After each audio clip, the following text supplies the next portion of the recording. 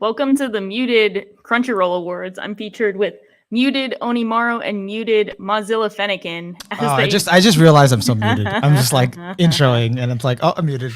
Yeah, I saw that. I was like, muted cast. This is what essentially everyone wants Crunchyroll to do is just stay on mute and not do more awards. But apparently, the not. reactions today have been intense. Yeah, I feel like this pre-show is actually probably like a good opportunity to like give some background, I guess, on the Crunchyroll Awards, why we're talking about them, why we care, what they are. And something I want to touch upon is how do you think this one actually compares to last year? Because it's kind of tradition to say the Crunchyroll Awards are bad, but I've always found them to be either very bad or not actually too bad.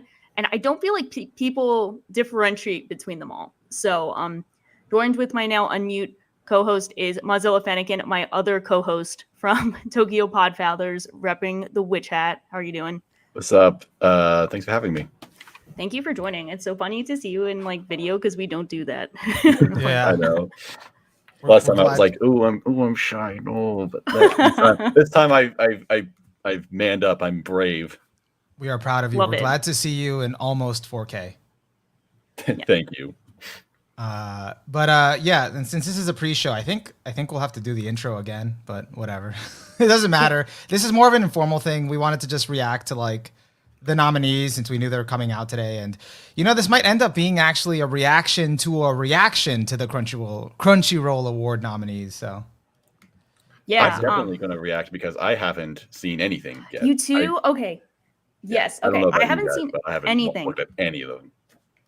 Yeah. I kind of kept myself like on just complete blackout today. I didn't really, minus like the Aaron thing. That's okay. Kind of it. I've heard about this apparently. We have a background on this. Do we say that now, or do we wait? I think. I feel like, do we wait? Because I have an image for this. I think we should wait. I have an image because I made a meme in the middle of the date, like very poorly. It was so funny. It was perfect. It was really funny. I have a lot to say about it. Yeah, because this is like half Crunchyroll and then half our way of saying like we're also doing awards, which we have hinted at, and we're calling them the Weebs. So we will have like audience participation in that in some capacity, not yet, but that will be the perfect plug for the Weebies. So who will get the golden truck coon will be up to both of us and you. Yeah, exactly. I mean, we'll get the final say, of course, but we'll open up. So we'll just filter the nominees and be like, all right, pick amongst these nominees. Completely not biased. So shout out to Moz, the new guy who looks like a mix between Jesus and Gandalf. Thank you. I appreciate that.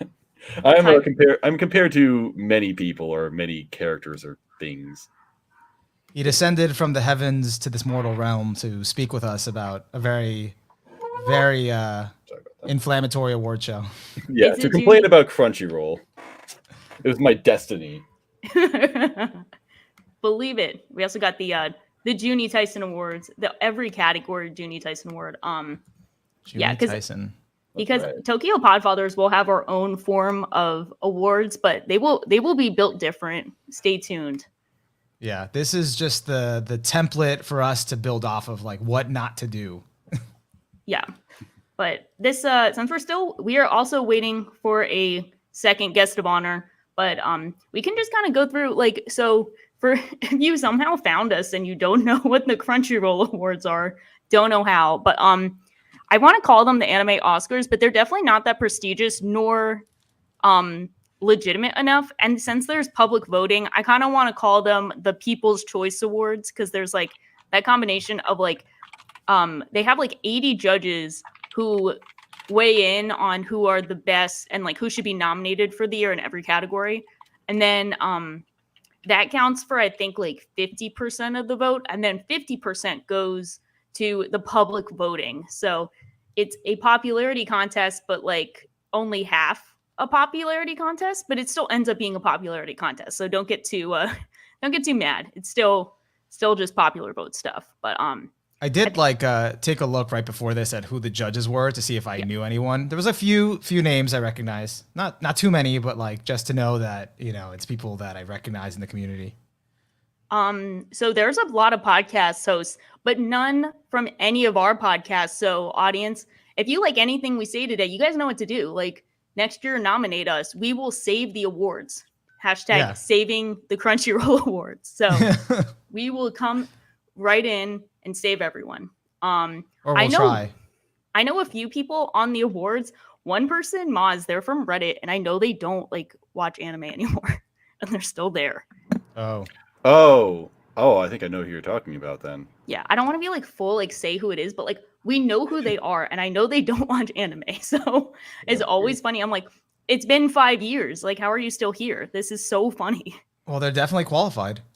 Yeah, very qualified. Good on them. I mean, like they made it, so like, they're still here. So good on them. But and let us know in the chat what you. I mean, I think everyone's kind of in unison that they're not happy with the nominations. But if there's anything you did like, anything positive, let us know. We want to. Who's Iron Mouse? Iron Mouse is the VTuber. Oh, she's a VTuber, and like I always see clips of her with CDog VA. Cool. YouTube. It's always Thank showing you, up. Doc. I will save Crunchyroll single-handedly. Not really. You can rig it by just showing them Odd Taxi only. That's what I would like. I would like to rig it for Odd Taxi. And I realize this is the second year in a row that I've had an animal-themed show as my pick. And I think I might have to like just realize that like I'm like kind of a furry. Like I'm not really a furry, but like it just might be heading in that direction. That's not good. It's not good. When you're like, it's like someone's like, I'm not a lolly, but then like all of their favorite are lolly shows. And you're like, I'm noticing a pattern here. Like it might be against your will, but like here we are. There's a little bit of hate from Mushoku Tensei in the chat. Oh, did you do that? I thought I clicked by accident. Oh, I clicked it. Well, I clicked it on. Oh, I clicked it off by accident. I was like, oh no. I was there scrolling. You're like, I need to hide them. No, that was funny. Yeah. How do you feel about the lack of Mushoku Tensei? I've seen some grumbling, to borrow a phrase. I mean, I'm not like mad about it. So, but like, I'm not also like rejoicing. Like, oh yeah, it's not on there. Maz, are you rejoicing? Did it get nominated for anything at all? I don't know. Well, that's a good question. If we're talking about a lack, then I guess it's good that it didn't get into like, I don't know, 12 anime categories. Yeah, that's one. Yeah, I guess I'm excited for that. Yeah. They say it's still there in a couple categories. I mean, I guess. Okay. I mean, I'm sure it's probably. I wouldn't be surprised if it's nominated for some art categories because it's a very good-looking show. Yeah, like I think that's like interesting to clarify that like even if like I know we all dislike a show or two that's aired this year, but sometimes it does really feel like some are fitting of award categories. Like if they have best animation and they have Mushoku Tensei in there, not even like I might vote for it depending on the competition. Like it looks really good. It's just some categories you're kind of like, yeah, I don't know about that one, dog. Like gonna be a hard no for me. So it really does depend for me. Yeah, same. I think I can see that. It's probably not my anime of the year, but it definitely does well in the production category and whatever other categories it's been nominated. Yeah. I think I think that we're off of the pre-show now and should probably like dig into this stuff. Yeah, I'm down. All right. So, should I like replay the intro again? Yeah, sure. Let's do it. Who doesn't like seeing the truck smash into a wall?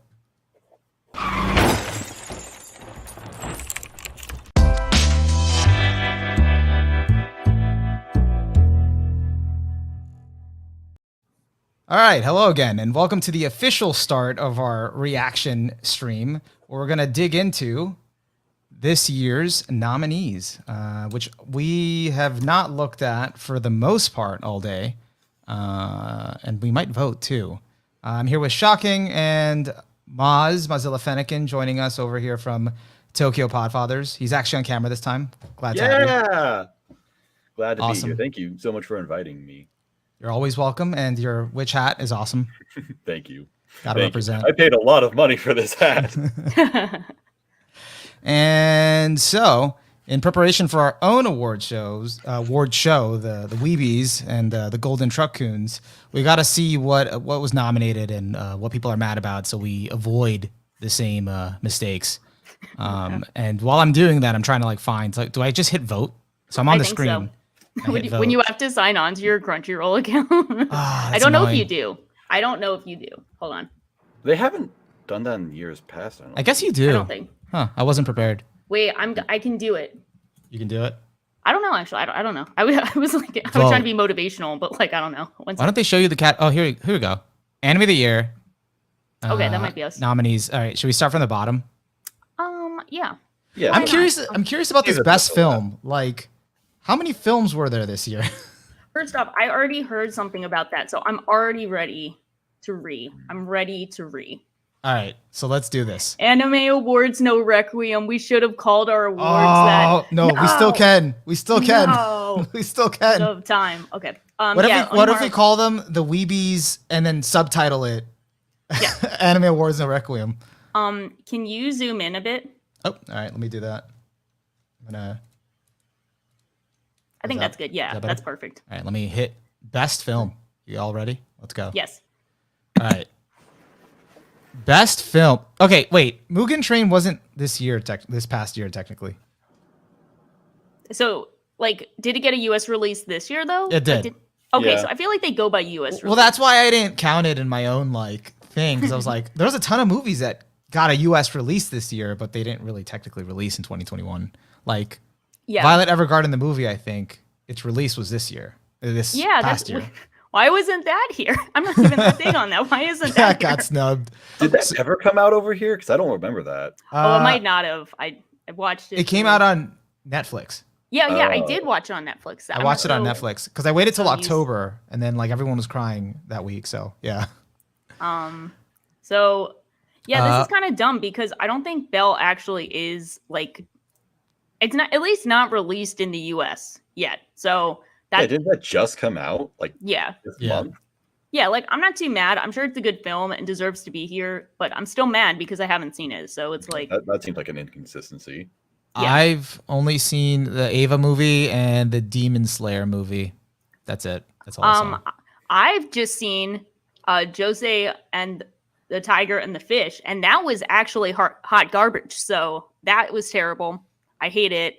I get why it's here, but we could have had the Gintama movie for once. Could have had a Gintama award. We've also got Sinris now. I'm gonna. We get Sinris, but we don't get the Gintama movie. Hello. Sinris. Hey. Am I audible and everything? You are. Looking good, sounding good. All right. What have I missed? Anything spicy?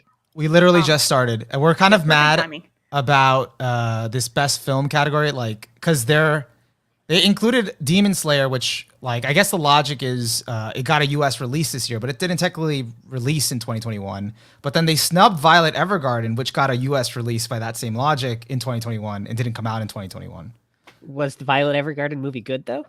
It's better than at least half of the movies here. Yeah. I'm gonna I'm not that we're not Violet Evergarden stands over here, but it was still better than Jose the Tigerfish. And I put it slightly better, if not equal, to Words Bubble Up Like Soda Pop. That was a really cute film. I couldn't finish Words Bubble Up Like Soda Pop, if that says anything. So there you go. But I could finish Violet Evergarden the movie. So yeah, I mean, I'm not going to be out here shedding any tears for Violet Evergarden, but I am surprised it's not on the list. Yeah. Yeah. So in chat, they're saying Gundam Hathaway should definitely be on here. I haven't seen that, but I don't know. I mean, I don't really hear about Gundam that often. So if people are emphasizing this should be here, I'm willing to bet that there's a point.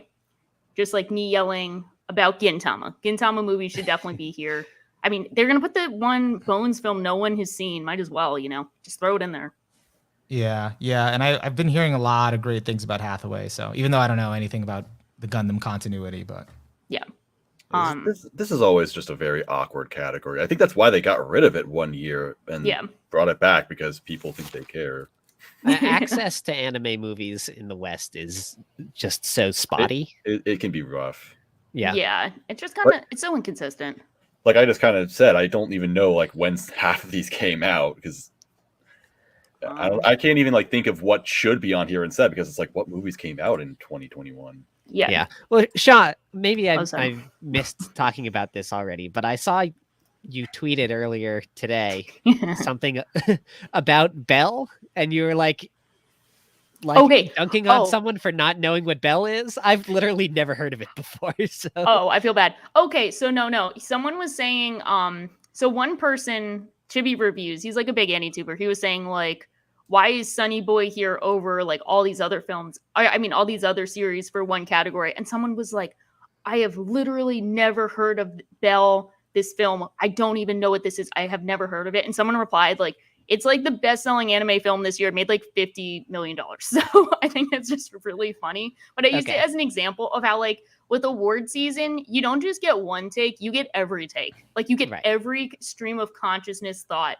And it was just so funny because they're like, why the fuck are these things here? I haven't heard of it. And it's like, it's literally made like $50 million. So. Yeah, I agree with your point. I just felt called out because I have never heard of it before either.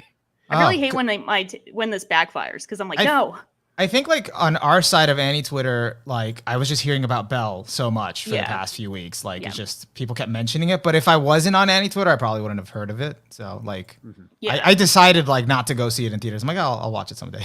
Yeah. People are mentioning Pompo-san. Sorry, Sinners, when they pops up, it goes over your face. But I have not seen Pompo-san. I guess I will check it out since you guys are talking about it. And I'm going to cover Sinners' face with Tom saying, I love Sinners, because it's kind of like the same thing. It works out. I don't even know what Pompo is. What is I don't Pompo? know. This is what we were saying about films. Should I look up Pompo? I guess I could look up Pompo. Pompo-san. Pompo. Pompo. Oh, Pompo the Cinephile. I have heard people talk about that. This came out I've heard of that. in June. It's got above an 8. That's kind of a big deal. Damn. Yeah, that's actually pretty good. Okay, Pompo snubbed. Pompo definitely snubbed. What did Violet Evergarden get? Violet Evergarden movie. Probably it's a really movie high. about movies. Surprised they didn't. So they give it to the movie about anime creation and not the movie about movies. Sad. Oh yeah, okay. Definitely got snubbed. Wow. Ouch. Wait, hold on. What did Jose and the Tiger get? It's like above an 8. It's like an 8.2, I think. Did I spell this right? Trashy. Oh, there it is. Okay. All right. Yeah. All right. Actually, now I want to hear crap about the Bubble Pop movie or Soda Pop movie.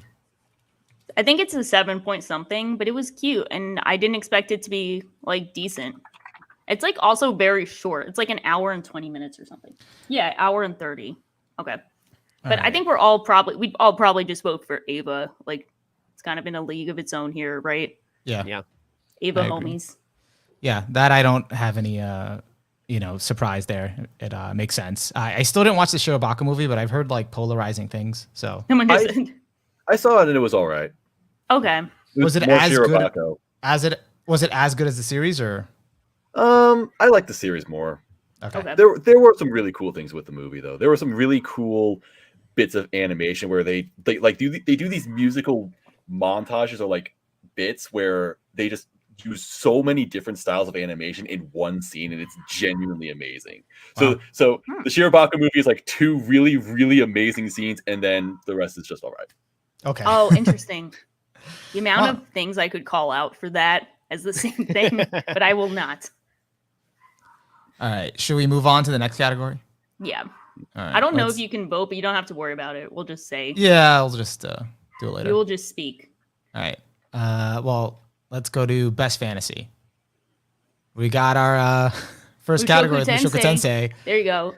Oh, and it specifies Core 1. Why would they do that?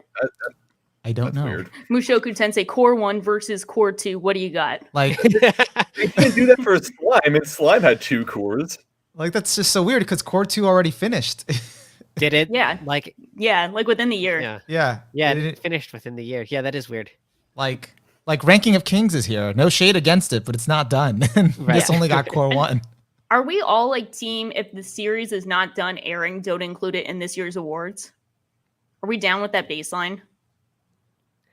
I agree. Generally with speaking, yes, but I think Ranking of Kings is just so far Yeah. above everything else in this category. Yeah. that. Like every Everyone- fiber of my being is fighting against, going with that because Ranking of Kings is so good. But Shaw has raised up a good point. We've been burned before, and I don't want to believe that, but it could happen. Speaking of burned before Wonder Egg, like the example that I use to tell myself wait until it's over is in the category.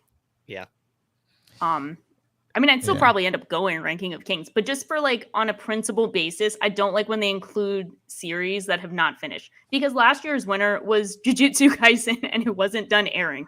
Like, yeah, come on. that kind of bothers me. Yeah. They got Slime season 2, which makes sense. The case study of Vanitas, isn't that the sexy vampire show? Yeah. Okay. I mean, it's probably just still Ranking of Kings.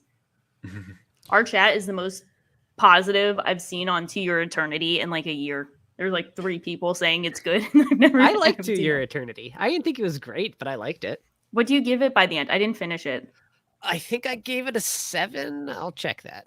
The Sinner 7 is highly sought after. So It might be a 6. Actually, now that I'm thinking about it, it was probably a 6, but I'm thinking. the Sinner 6 is not as highly sought after, but still very I promising. have heard, Sinris, that you're very tough with your scores, so that's a high praise. 7. I wouldn't say I'm tough with my scores as much as I'm just like the way I think about like rankings is just different from everyone else, so it kind of slides down a bit. But yeah, I What- gave it a 6. What they're saying is they do ranking like kings. Yeah. Um, Yes, I did give it a 6 in the end. Dr. Whoops with no, go back. I didn't know Sinris looks like a sexy vampire. Oh wait, sounds like a 6.5. Yeah, it's probably a 6.5.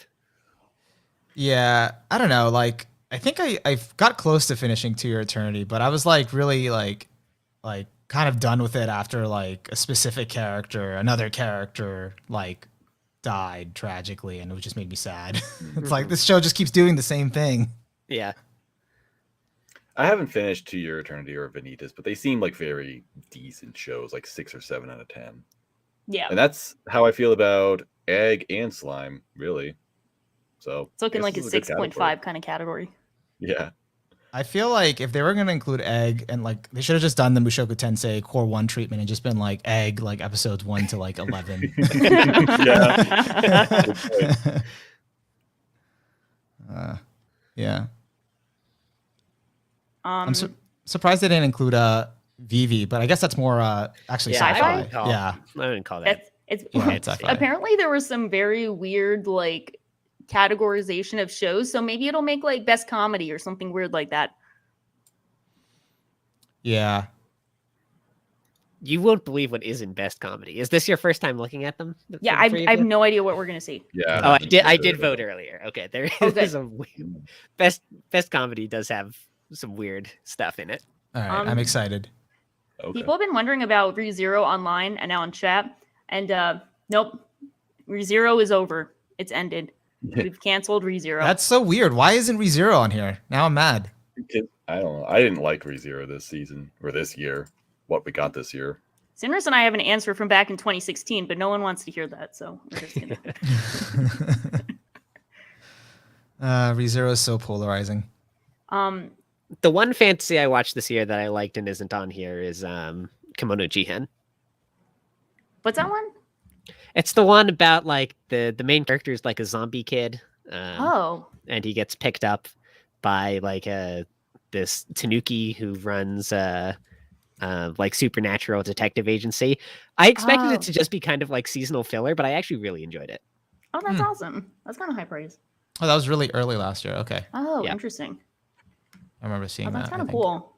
That looks kind of. It has. I mean, it kind of looks like. I don't want to say like super unique, but like the character designs are kind of interesting. It was a good show. So Dr. Whoops asked a very good question that I don't have the answer to. What are Crunchyroll's rules of eligibility for second halves? Uzama ranking isn't eligible next year too, right? Makes this inclusion even weirder. It's completely arbitrary because there Yeah. are nominations for Jujutsu Kaisen in this year. What? So Yeah, and yeah, that's why I was like, I think they're fair game. So no one cares as long as it's popular, I guess. They're making it up. They're making it up. Um, All right. I think I'm good here. Yeah. I did enjoy Slime season 2, but I don't know if I have to compare it to Ranking of Kings. That's tough. All right, best romance. Let's Oh, go. boy. okay, so stop making us all look like furries. Stop putting it stars in romance. We're not all furries. Damn it. Like it's not even the romance season. It's the murder mystery season. yeah. Yeah. Like they barely show Haru. There's no romance. What are you doing? I've said this about Beastar season 2 before. A sentence I never thought I'd say is that it was really dragged down by the lack of shitty teenage romance drama. Yeah. Yeah. I mean, if Lewis was on here on the cover, then I think it would Yeah. apply.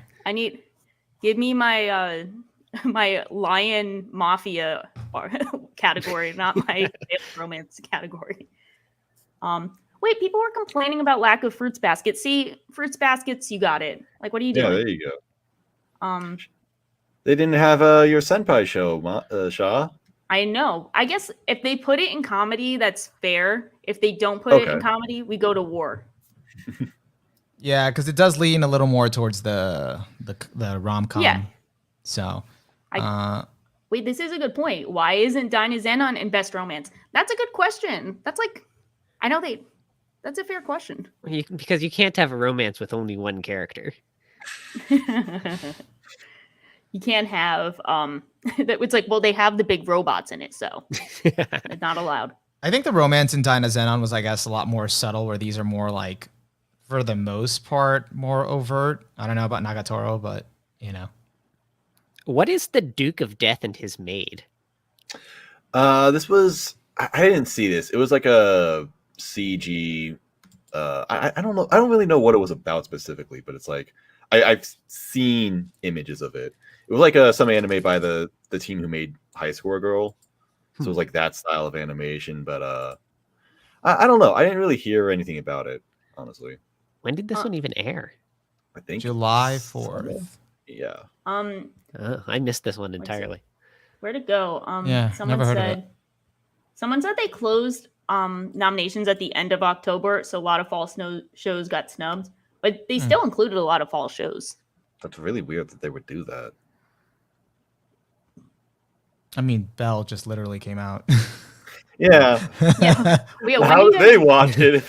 they got paid off early on in the year. So, arbitrary awards strike again. I like this. I don't know what this means. Duke of Death and his maid is Tim Burton's Takagi-san. Wait. Oh, I get that. That's pretty cool, actually. I'd probably vote for Fruits Basket here, honestly. Maybe.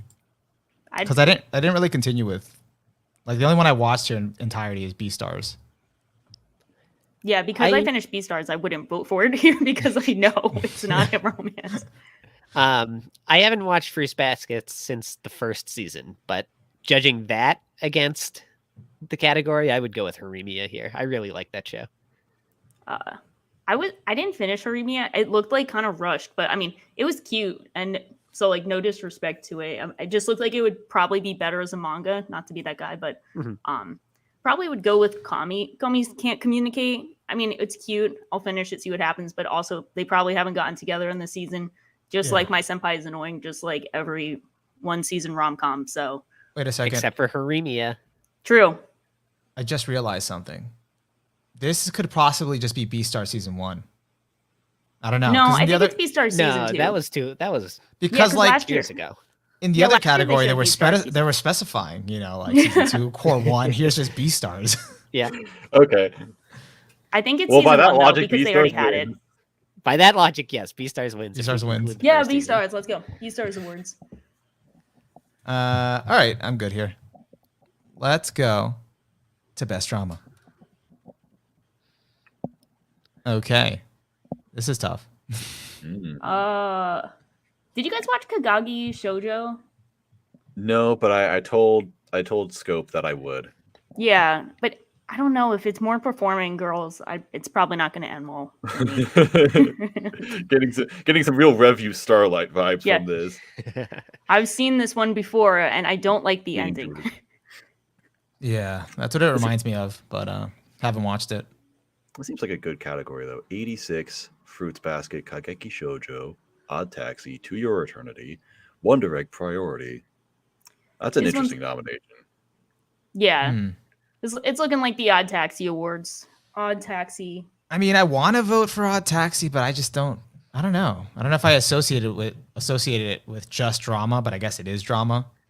There was it was kind of dramatic how like someone died I mean, that is true. and their body got dumped in the water. But Yeah, that was I also think funny. Odd Taxi is definitely a drama. Yeah. Yeah, I agree with that.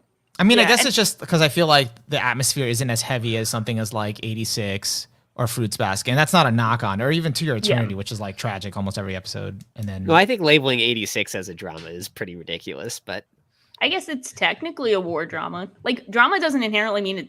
I mean, I like 86, but I know you're saying it's like not good enough to be a drama. But like, well, I don't think that like that's really what 86 is about.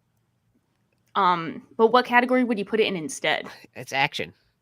But do we have best action Ah. as a category? I don't remember. I think so. They might. is it No, really action Panda- though? I don't know, Panda man. saw my Starlight comment. No, run away. Yeah, we do have the Chat, best no. action category. That was They do gonna have an be- action one. All Yeah, right. it seems like Blue Period would be here. Oh, Blue Period would be good. Yeah. Oh yeah. Yeah, well, why isn't Blue Period here? I don't know. 86. I'm really surprised Wonder Egg Priority got nominated for as many things as it did. It's called we can call it the Copium Awards. I was about to say that. Yeah. Is it just copium? Okay. If Sunny Boy can be not categorized as a drama, I would vote for that. Yeah.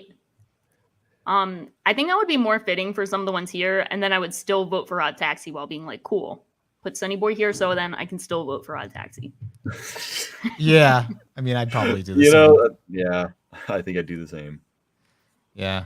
I got nothing else to say about this. I mean, like, That's a good question. Is it 86 first core or second core or both? We don't know. They stopped well, no. specifying. The little girl is in the picture, so it's clearly second core. And that's Which why isn't it doesn't done. deserve any awards. All right. I'm gonna move up. I'm gonna go to best comedy. Okay. Are you guys ready? Yes. Yeah. All right. Time to unveil. Okay, we got Can I do a dramatic like announcer's reading? yeah. Yes. go for Yeah. it. Yeah. All right. Please. Nominees for best category are Don't Toy With Me, Miss Nagatoro, Heaven's Design Team, Komi Can't Communicate, Life Lessons with Uramichi Onisan, Miss Kobayashi's Dragon Maid S, and Odd Taxi. Where's my senpai show? Crunchyroll. Fuck you guys. This one's weird. Hmm. Like, okay. I don't know. I mean, This is go what ahead. I was referring to. I don't know why Odd Taxi is in the comedy category. Yeah. Like, it is kind of a funny show. It's but humorous. It's definitely not a comedy. maybe they Because just mean you the one are episode about funny. gotcha addicts. Like that one specifically. Yeah, that actually episode was really funny. What are they doing though? This is so weird.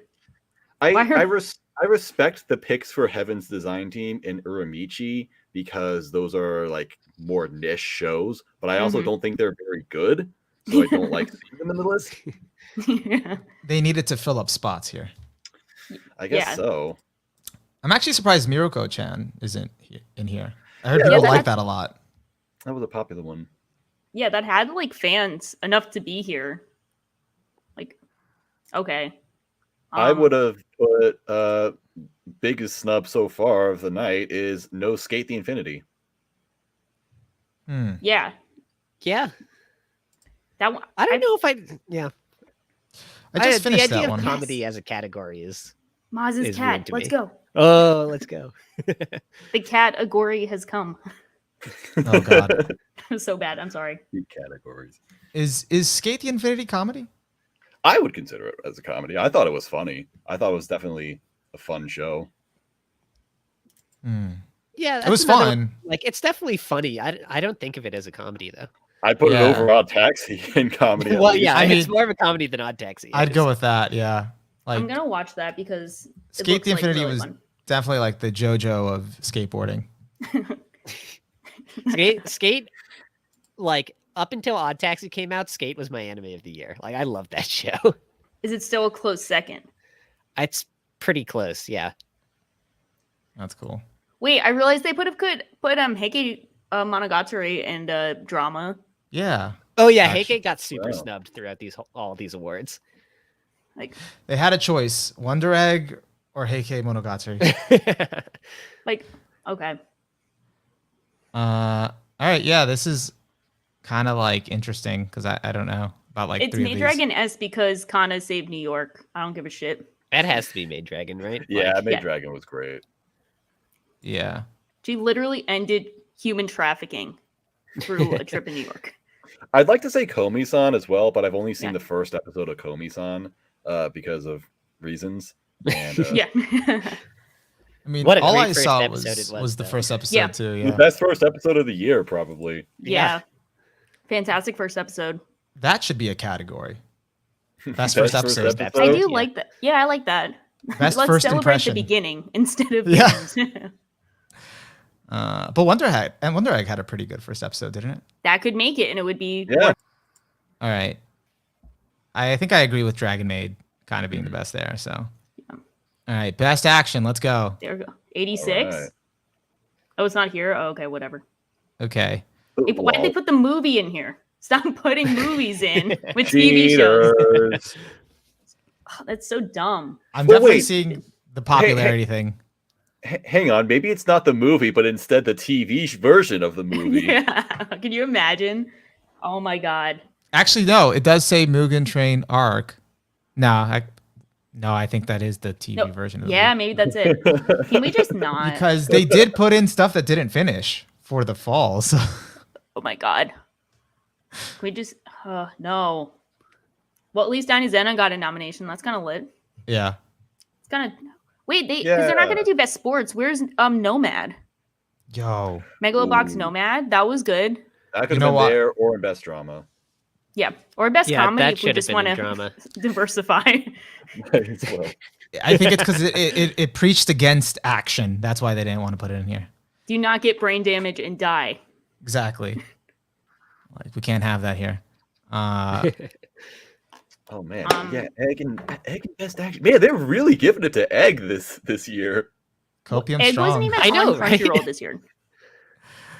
Like, come on, guys. I also feel like there's no real good reason to kind of like, no offense to Egg, but like, I mean, we've all been there. We loved it. We lost. We all experienced the trauma of Egg. But like, there's also no real like industrial reason to support Egg because the team behind it was going to the hospital from overwork. Like, there's nothing really like wholesome about like celebrating Egg this much when it was like a disappointment on like every level, you know?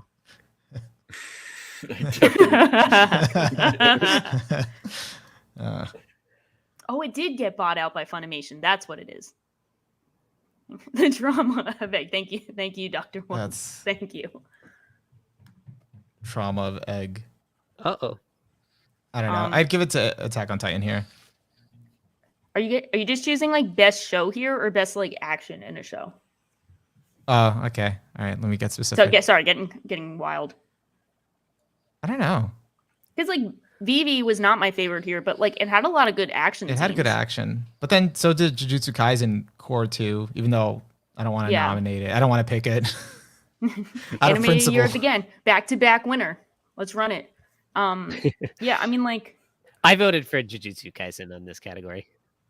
yeah, I Yeah. might. I mean, I do think it had the best action of anything here. Yeah, because what I liked about Attack on Titan final season, you brought up a good point, wasn't like specifically the action. It was kind of the build up and everything else. Yeah. So I'm between those two.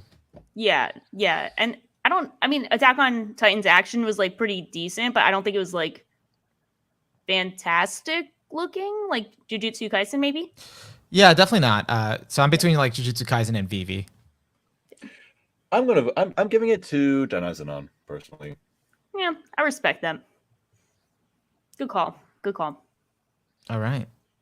Let's go to best ending sequence. I'm actually Oh, excited for this one. boy. Let's go. so. They don't. There it is. Beastars ending. We did it.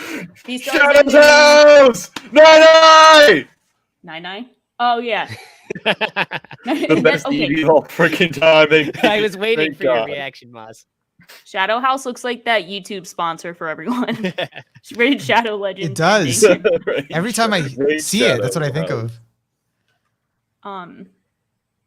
So I'm a spider. So what? Did Panic like fully champion that show?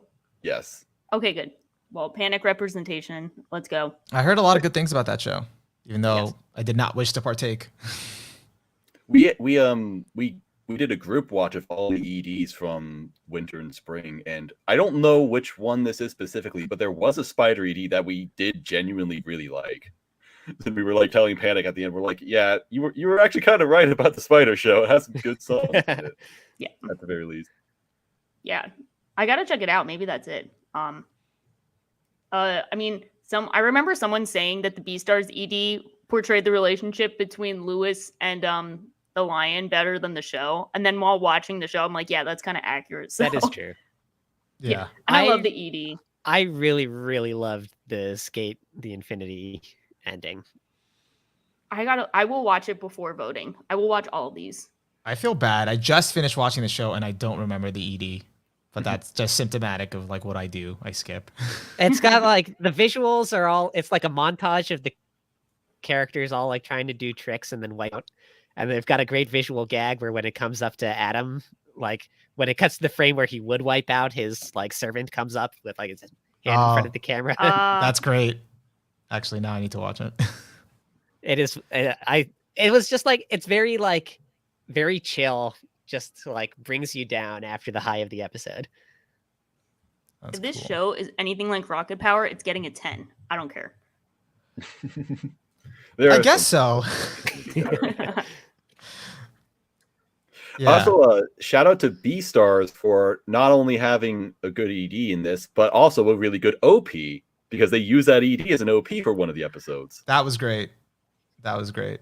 It was The Yeah, very transition clever. from the previous episode to that episode was great. Yeah, I like this category personally. Skate is the Shokugeki of sports anime. You didn't tell me it was a good show. That's what we've all Uh, been saying. Yeah, that is true. And I do like Attack on Titan's ending, the final season ending. I do like that ending a lot. I think it might have been I don't my remember the favorite ending. Attack on Titan ending until this ending. Maybe, I don't know. I did watch that recent ending. That's pretty good too. The recent ED. But yeah, I think this category is pretty fair. Yeah, this was Amongst- a Yeah, I good like it. category. Everything A else. lot of good options. Shadow's House clears though. That was literally my favorite song of the entire year. I feel like 5 I out of gotta 5. Little something for everyone. check that one out. All right, time for best OPs. Let's Wait, go. I got a sign.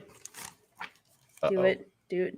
Why is it backwards? That's annoying. It says my senpai is annoying OP of the year. Just Just read it out. Just chilling it. wait for it. I will be mad actually on your behalf if it's not on here. So Let's see. all right. Wow. The fuck out. Sento. Wow. Yeah, he gone.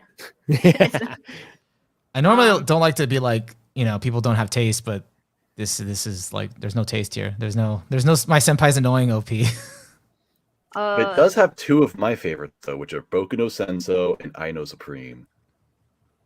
I like the Attack on Titan one. I actually kind of like all of the ones here, so I can't be too salty. But I feel like I might have to be a bit of a contrarian Karen and I feel like this Maid Dragon OP is getting way too much heat because I don't think it's as good as the first one. I think we need to calm down. I don't Just- remember the first one, but I really like this one. That's the one where they're like Well, spinning an air. and yeah. shit. Oh, Oh. yeah. No, I think I like this one more than the first. No. Yeah, I Just like kidding. I like this. Now that I think about it, I like this OP because I do like when they lip sync and they're dancing. See, I like it because it's just the Nichijou OP. I like the Nichijou OP a bit more. I do like this one, and like Maid Dragon is one of my like anime of the year contenders, so it's like only mild shade. But like if I have to kick something out, oh yeah, I'll kick out Crybaby first. But if I had to kick out two Yeah. openings, it's the second opening after Tokyo Revengers that's getting the boot. Sorry, but I love Maid Dragon. I don't know think if Vivid Crybaby Vice is- is overrated personally. Which No, one's I love Vivid Vice? Vice. I love That's the like, Jujutsu Kaisen one. I love that one. It Even feels Even when like I was like watching the show and super into the show, like that OP didn't particularly hype me up or anything. no, that one is like peak early 2000s like alternative music video core. You can, that's the one where like it goes through and then at the end it like goes in reverse with everything with the like old guy who has the guitar thing. I love that. It's like the like I don't know, the vibes are on point. It feels like that just like alternative, Oh, I think I like this one actually. yeah, alternative music, like Hmm. not full emo but almost like emo aesthetic. Yeah, I can't I even like- hate on yeah. Crybaby too much, but I don't like it Linkin compared Park to the other ones. Crybaby. Sorry, back to Vivid Vice. I like the animation that they use both in the EDs and the openings for Mushoku, not Mushoku Tensei. Well, those are good too, but Yeah. Jujutsu Kaisen. Yeah, I like this one probably more than the first one. Yeah. Yeah, I think I'd agree with that. It's No, pretty good. you know what's overrated? I'm taking back what I said about Maid Dragon. This Beastars OP is overrated. I don't care. Get it Really? out. Yep. I don't care for it. Komi-san had a great OP. I agree. It did. My senpai. I agree with that. Yeah. My A lot of War is people are good. saying Editen was snubbed, and I agree. Editen should have been on here. Yeah. No one knows what that show is, though. Y'all were Yeah, I right though saw- about the OP. It I was saw you guys good. mention that. Never heard of it. What was I gonna say? This is like I don't mind like half of these being here though. Like I'm not too salty, but like they could have done better. No, but like the My Senpai's Annoying OP was actually really good. I know, but I'm used to this feeling. I'm used to Well, Ever- I'm this not. despair. This hurts. Ooh. uh, Zombieland Saga is a big miss. I agree. I love the Zombieland Saga OP. yeah, true. Kind of true. We had I'm a glad lot of. Odd Taxi's here though. I do love the Odd Taxi OP. I would vibe to that every time. Which one was the Attack on Titan OP? That's the My War one where they had A really weird, like avant-garde song. yeah. They showed Oh. like all the smoke and shit in I different think it's colors. coming back to me. And the Okay. Nazi walking. Yeah. The vague war imagery that's not that vague. Little Yeah, on the nose. I love that. That was song, definitely that my favorite band. OP of the year. Yeah. Might be that one or the left side, best side. That's all I'm saying.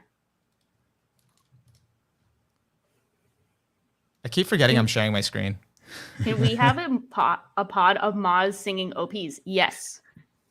Karaoke pod someday. Was Zombieland Saga even nominated for comedy? No, it wasn't. There's another one. God, We could have had more. Zombieland snub.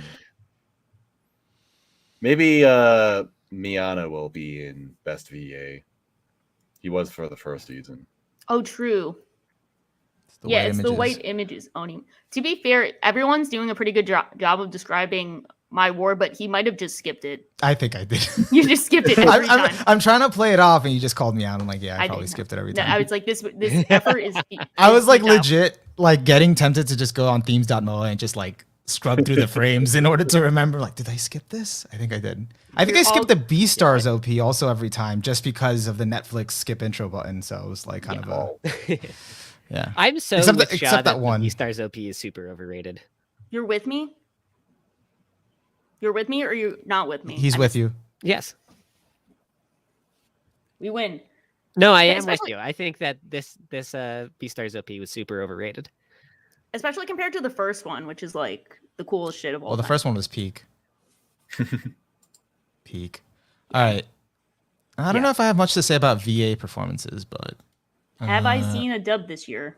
Time to find out. Can I skip this or should I just? Well, we want to see what's in it. Might Yeah. as well look All at right. it. I won't recognize anyone, but let's do it. I've seen a little bit of a Gretzko. That's it. Did it get nominated? No. Okay. I know nothing. All Let's right. vote for the state people just by default. I recognize Laura Bailey, so I'll pick her. Yeah. Same. I've seen the one clip of Adam saying, what is it, chicks and bros and non-binary hoes. Oh wait, I don't think that. Which one is that? Is that? Oh yeah, I'm voting on that. Yeah, that's happening. Yeah, I'm just voting based on that. Bitches and bros and non-binary hoes. non-binary That's hoes. it. That's the best line of all time. That's the I best. think I saw that already. too, actually. That is the Literally only line of dubbed dialogue I heard all year. So I hope Adam got nominated for an antagonist. Was Please tell he me that did. bad? Oh, please. No, I hope he did, is what I said. I Oh, hope he got nominated for antagonist. I heard some grumbling that antagonist category was also not good. So we have more to look forward to when we get to that category. Adam was fun. All right. I'm going to move on to Japanese. Oh, this is interesting. All right. Gabby. They have Kiyoshi Kobayashi. No, he's getting that. No, got to do. Okay. For the non-Lupin people, this is GN's voice actor. Lupin. Is that a whatever? Lupin the Sweet Third. I forgot how they say it. So he voiced this character for 50 years. He's 88 years old, and he just retired this year after voicing him from the first Lupin in like 79 until now. So yeah, like every other Lupin character has had like a half dozen different voice actors, but this guy has been the only Jigen voice actor for 50 years. Jesus Christ. So he gets it. I don't give a shit. I don't care. I see no one else in this category. I don't care. And he's great. Jigen's voice is so good. He's so legit. It's like even still like an entire season of Lupin without him, whenever Jigen opens his mouth and it's not his voice coming out, it always throws me. Yeah. It's like, and they replaced him with someone amazing. It's it's the guy who does like Ryder in Fate Zero, whose name escapes me. Otsuka Hochu, is that it? Yeah. He Otsuka does like Ryder. Yeah. Yeah, Ryder, and then he does what's his name in Vinland Saga, who everyone knows. He does the deep voice guy everyone likes. Yeah, Askeladd. No, he does the other guy. The other guy. What's his name? He did Iskandar. Is that his name? No, that's the That's that's Ryder. Ryder's name. No, he does a Thorkel. The fun dude who throws axes. Oh, he's awesome. That's right. Yeah. Lena is the one from 86, right? Yeah. Yeah. Okay. Yeah. Yeah, but she's only done her role for a year, and he's done it for 50 years. So I am biased. Dude, that's even longer than the Goku voice actress. Yeah. That's crazy. That's also that's like never done anything for 50 years. Like we're not been alive for 50 years. Yeah. And this episode 0 is because he's out as of part 6, but they did like a special episode at the beginning of the season just as like a farewell to this voice actor. Yeah. It's just so emotional. Like I haven't even followed the series, the franchise that long, and I was still like getting so emotional for them. So yeah. That's pretty cool. But on the other side of the spectrum, the voice actress for Ayoto or from Egg, I think that was her first role. She's only like that's cool. 16. Oh, really? She did really good. She did really well. Yeah, so that's awesome. And I think big shout out to, of course, Yuki Kaji is doing a really great job as Eren. He's been, Eren's voice has been shit on for like half of the decade for screaming and shit. And now he's getting to do like deeper Eren voices and showing a cool more range. nuance. Yeah. Yeah. So I've still not been super impressed by his Eren performance.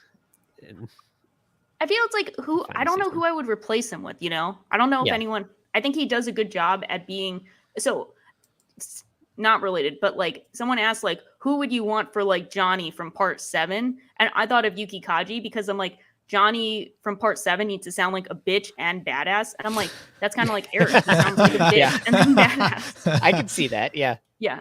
So I respect. And then whoever voiced Sorry, guys.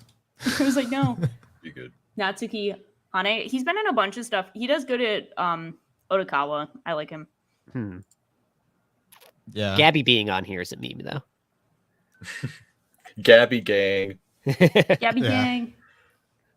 I mean, she does a good job. I mean, Whenever I Shrug. see Gabby, I just remember the Podfathers episode about Gabby. That's it. Just defending Gabby. Gabby did nothing wrong. wrong. I don't remember anything we said about Gabby. I don't either, because I think like that like changes within a week. Yeah, exactly. Yeah, pretty much. Shout out to Aoi Yuki, who I just heard this from Panic, but apparently this character has like several versions of herself. So a lot of the show is basically Aoi Yuki just talking to herself for 20 minutes. Whoa, Oh, that's pretty impressive. that's cool. Maybe we should vote for Aoi Yuki here, both for Spider and also for her role in Heike, because she was so good in Heike too. Yeah. I Vote in forgot solidarity. She did that. Yeah. She's the main character in Heike, and she does like who's like a biwa player, so she does the like traditional Japanese singing style with like the really like just bizarre like warbly vocals. Oh, kind of like Kabuki. Yeah. Or It's like whenever something like wow. That makes huge and sense. awful was going down in the story, it cuts to like her narrating like in that vocal style, and it's like chills every time. It's so Yeah. haunting. Wow. That's awesome. Yeah. Yeah, I gotta check her out. Chat was pointing out that Natsuki Hane, who does Otokawa, is also Tanjiro, so that's kind of a wild Whoa. range too. That's I crazy. did not realize that. That is nuts. It's pretty baller. That's really There's good. a lot of good picks here. Yeah, when I look at like all the roles that a lot of these voice actors or voice actresses do, like a lot of range. It's surprising. Yeah. Although I always recognize Dio's voice actor now. Oh, Like, always. just everywhere. Yeah. My one snub that I can think of is Megami Hayashibara from Irina, the Vampire Cosmonaut. She's just one of my favorite voice actresses, and I think she did another stellar job. She's also Rei Ayanami, so there's another nomination if you want someone else. Whoops. Another L, but it's kind of tough with this one because they do like no one here probably did a bad job. It's just like who did the best of the best job, and who also got left off, who did another best job. So sad. Yeah, I think this is mostly fair. Yeah, Okay. I would personally go with Otokawa. I just like him the best. I like Yeah. his voice the best out of all these. I do love that voice a lot. Yeah, I'd probably go with Otokawa because I've got to say Jigen for me. I Oh yeah, can't yeah. not. Agenda. I would Again. respect Egan as well. I haven't watched Lupin, but I do respect it. Yeah. 50 years. For best score, I don't know what's going to come up. Any guesses for those of, I guess, Shaw, right? And Maz, do you know already what's going to come up? I don't know. Did Kevin Penkin do something this year? I don't think so. Don't think so. That's how Well, I can definitely Sonny- be on here. Oh, sorry. Yeah, Sunny Boy is very clear as like OST of the year for me. So if it's not here, I'm just gonna be pissed off. But Yeah. Yeah, like the only one I know in my head is Sunny Boy, so I'm like, I don't know what else was good. So let me see. Oh, and actually Nomad. and Oh, there's no no. Sunny Boy. So Oh, okay. 86, died. Megalobox, Vivi, Hmm. Slayer, Odd Taxi, Egg. So no was Sunny Egg Boy. soundtrack Wow. good? You know what? Egg does have a good soundtrack. Egg does Okay, have a good I forget. soundtrack. Yeah. The one I that like. stands I out- oh, basically sorry. never notice OSTs in shows, and I did notice it in Egg, so that's how I know it's good. Okay. The Egg one was that good. stands out is that I don't think 86 had like a noticeable soundtrack, and I'm probably the most positive to 86 here. And I'm like, Yeah, I'm out. I mean, I don't know. It's like Hiroyuki Sawano. You hear him once, you hear him for every show, and which isn't a bad thing because it's not like I dislike him or anything. But I also didn't really notice 86's soundtrack, and I just feel like this is just name recognition. I like Hiroyuki Sawano, and I generally like his soundtracks. But the fact that I can't tell you a single time, I am an OST noticer. I'm like blind as a bat for animation, but like I'll recognize a good OST. So if I don't remember anything from your OST, it's probably ass. And 86's OST, I don't remember a single thing. Yeah. And so Sunny Boy is the only series I can think of. Well, maybe Nomad too, to an extent. Technically VV, but like I wasn't that high on VV, so disregard it for what I'm saying. But like, you know, the soundtrack like impacted the overall experience of the show. Like the Sunny Boy insert songs were like the moments, you know? So another Yeah. They another used it L. very sparingly, and then when they did, it just hit hard. I've really got to watch Sunny Boy. I think you'll like it a lot. It's a very Onimar, would you and Maz, you both have seen it. Would you compare it to Fully Cooley at all? Yeah, and it's absurdity, yeah. Yeah, I think. And like an experimentation as well. Yeah. And Fully Cooley also had a good soundtrack. Yes, that's Fully Cooley Yeah. has the best anime soundtrack. Yeah, of all let's time, compare it to so- Fully Cooley. I think it's good. It's also I do like Um, the Nomad soundtrack, but Yeah, I- like the Spanish guitar. Yeah. Yeah, lots of like Latin influences. That was Yeah. so good. I Like would Box give had it really to- good music. And I'm an Odd OST Taxi, though- unnoticer, so Odd Taxi is a contender just for Yano rapping. yes, yeah, that's true. That's Yeah. true. People were like, VB has an idol. Well, Odd Taxi has a rapper. So you know, no, it's an idol anime. I just wanted Yano to shut up. Yeah. Yeah, he was annoying, but He it's kept like, rapping in every line. Well, it's great you always know when Yano is about to talk because the anime starts giving him a backbeat like 3 seconds beforehand. Oh man. I do like how they put Yuki. Why can I not? Kajira. Like they put her right next to Sawano for the two like most overplayed soundtrack people that got here from name recognition. So Yeah. that was kind of cool. So we can just be like, ignore that part. I feel All of it bad in. that I don't remember the VV soundtrack, even though I was into VV. Like someone here says, VV wins for me due to its soundtrack being diegetically implemented on top of being great on a music level and thematically good. I mean, I guess like, are we including like her insert songs? Like, because like the song yeah. she. I don't remember her insert songs, so I guess we can include them in the category of All I not remember is remembering. As You Like My Pleasure. Actually, yeah, no, that was great. No, now that I think about it, okay, now it's higher up on the list. This is tough. Yeah, and also Yana rapping. That's kind of like the same thing. There you go. Thank you, Tay. You like my pleasure. That was great. Yeah, I'd Uh, be happy with any of these, honestly. Except for 86. Yeah, Chad is right. Zombieland Saga robbed again. They had a freaking new metal idol performance this season. What more do you want from this show? Yeah. I might give it to Nomad. I don't know, man. I Spanish feel guitar. like Nomad is the vibe. Yeah. And it's not getting enough nominations elsewhere, so I might as well. All right. Let's Yes. go to best character design. Any guesses? Any Are they going to do hot characters or like well-designed characters Artistically. and hot characters? I'm going to say hot characters. Hot. I think quintuplets will be here for hot characters and or Komi-san for Well, also hot characters. which one would they pick? Quintuplets. No, which quintuplet? I think this. Oh, this it's the by Just the the show. series. Yeah. Oh, never Maybe mind then. Skate the Infinity. I just All right. Skate the Infinity should be on here. I would give it. My favorite this year was Tacked Up. Oh, well, I mean, Oh, yeah, that's not a bad. oh, choice. that's actually true. Yeah, I could see that. All right, let's do it. Interesting. Yeah, Skate. We guessed it. Are you fucking? Where the? Ranking of Kings. They didn't. Well, they picked BB. They did go for hot. I picked the wrong hot. Sorry. Whoops. Whoops. Jujutsu Kaisen is also definitely just hot characters. That's true, but it works to my benefit. Wow, I'm gonna vote for Gojo. Yes, I am. Here we Yeah, go. I mean, having the blindfold over his eyes, definitely, you know. Honestly, Nissa- all of these are really good. Definitely Vivi's unique. probably the weakest to me, but Oh, and like Wonder Egg Priority, actually good character design pick that did not get diminished Yeah. with the rest of the series. Odd Taxi for the furries, not me. Could never be. I think I Never- have to give it to Wonder Egg on this one personally. I just think every single design in that show is like a perfect winner. Wait, hold on. Time out. Tay said Kakashi, Waxo, Gojo could stumble. Shut the fuck up. I don't Yeah, care, yeah, I agree. Gojo is just Kakashi. but hotter. Because it's my voice actor. But that's not character design. Get Jujutsu Kaisen out of here. Tacked Up should have won. But I do like the other character designs in Jujutsu Kaisen, like Sukuna, and like I like Yuji's design. Yeah, Whatever. I mean, the designs in Jujutsu Kaisen are like totally serviceable, I think. Yeah. But like Gojo is the only one who I think is like awesome design.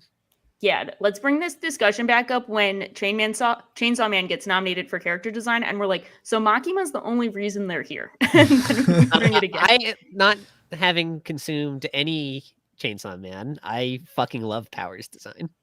She's Power's 02, pretty cool. but goth. Just 02. Like it's goth 02, Yeah. which is actually valid. That's valid now. I'm gonna vote for Skate the Infinity just because. Extremely valid. Skate has great character designs. They all do. I also like, not to spoil the last episode of Odd Taxi, but the way the designs are reinterpreted in the last episode, that's really genius. Yeah, You might have to do that. Might have to do it. that actually might win it for me. Yeah. Because even before they do the shift, like just each character design like just works so perfectly for all of those characters and their personalities and their voices and all that. And then it That's works true. even better when you see the shift. It's like, oh shit. Yeah. Yeah. Because then you're like looking and then you're like picking them apart. Like, oh yeah, that makes sense. But also there's like so many varied art styles here that I'm getting like confused between art styles and character designs. Like, oh no, that's art style's one thing. Art style would be Character cool design. for this year. There were a lot What do of you cool guys art think styles. about the character designs in Osama ranking? I mean, they fit the show, right? They fit the art style and theme. So like, I think it's probably like one of those good cases of not necessarily traditionally aesthetically pleasing, aka hot, but they are like well designed. And also like I feel like it's that's- out of the norm for anime designs. Like they just look different. You know, they Right. give a different vibe. Like when I And- first watched it, I thought of something more like traditional, like 2D Disney sort of. Mm-hmm. Panda brings up a good point saying the animation director. Oh no, that's not what I want to say. Bye. Character design should also include how the character moves. So we're going back to Skate the Infinity because they're on skateboards. So it's That's another win. I still think Tactop should have won because the character designer for Tactop also designed Koreichi Ollie, which is the best character design of all time. So that should have won. I'm of two minds about that because I did watch Tact Up purely because of Destiny's character design. Yeah. But also there are a lot of really bad character designs in that show. Yeah, like who was the tan girl who was like the other Hell. machine bullshit, whatever. Hell. For Yeah. bad name. Second, like her like fighting design thing was weird and I didn't like it and it made me uncomfortable. Yeah. So and it's also for a gacha game. So we have to gacha games are like weeb NFTs. We gotta stand against them.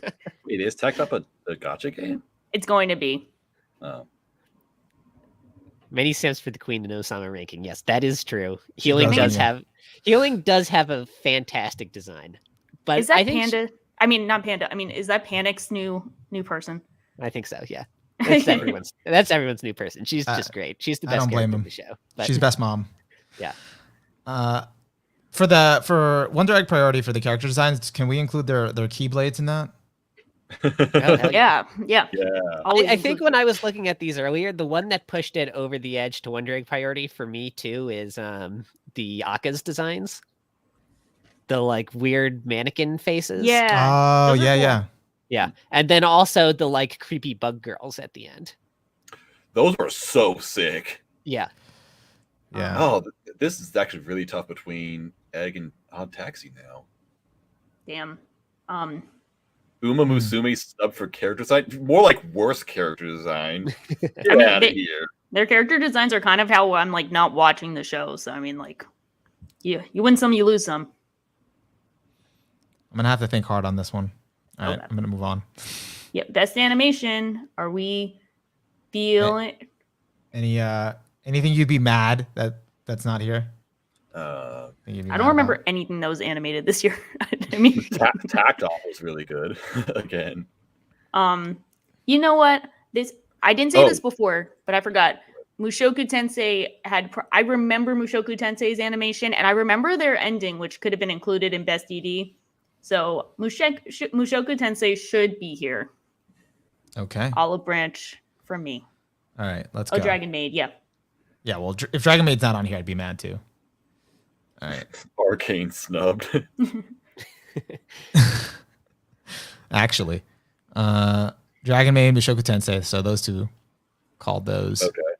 Mugen Train Arc, I just ignore any Demon Slayer entry. VV, Like, Wonder Egg. It's got to be VV for me. My favorite, the best looking show of the year was Vivi, in my honest opinion. Yeah, agreed. Even factoring in the Demon Slayer movie or TV show or whatever you want to call it. I gotta go Maid Dragon. I was like mind blown by everything I saw in Maid Dragon. So, I like when they did the boom boom and when they did the chill chill. So, it nailed both. Yeah, strangely enough, I'm leaning towards Maid Dragon over VV.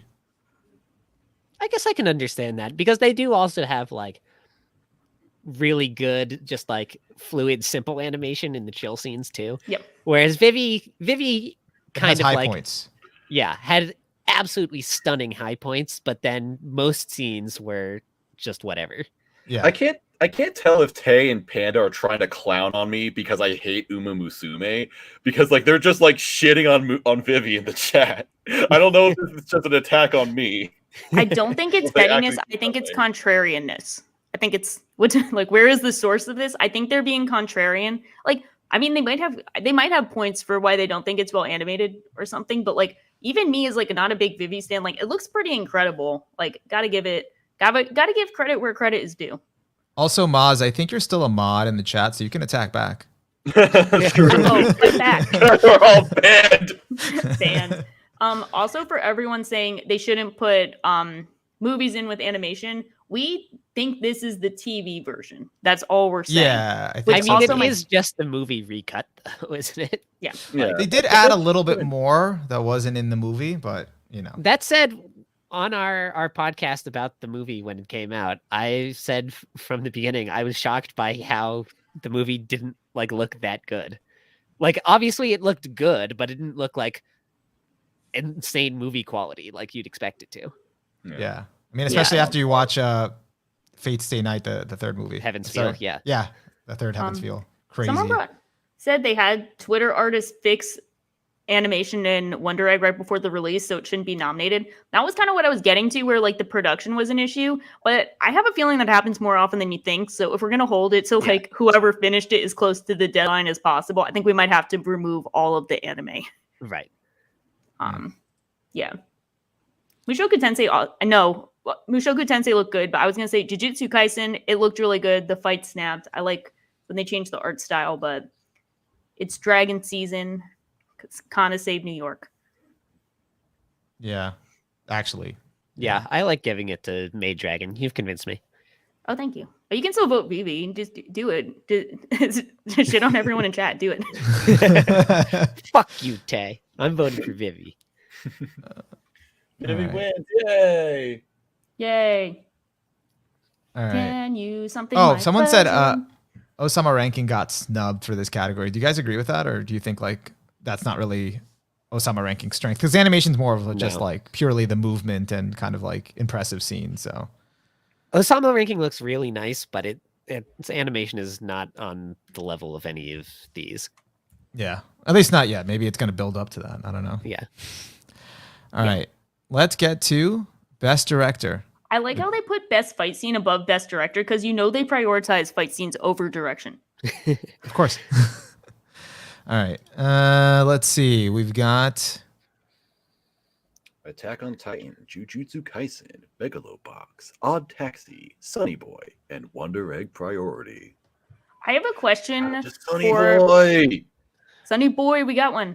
I have a question for my Odd Taxi brethren. Would you say Odd Taxi has good direction? Because Yes. I am inclined to say yes, but like I'm not really sure if I just love all of it. So I'm inclined to be like, yeah, give it all of the awards, or if like direction is praiseworthy for it. I think Odd Taxi has very solid direction in like the classical sense of like well constructed camera angles and shot composition and stuff like that. It doesn't really do anything super exciting with its direction, Yeah. I guess. I don't know. Like Yeah. Although I'm thinking too of like my favorite scene of the whole year is the one with the taxi falling into the water Yeah. and everyone Yeah. the flashbacks of things falling into water. Kino montage. That Yeah. is Yeah, that that's is true.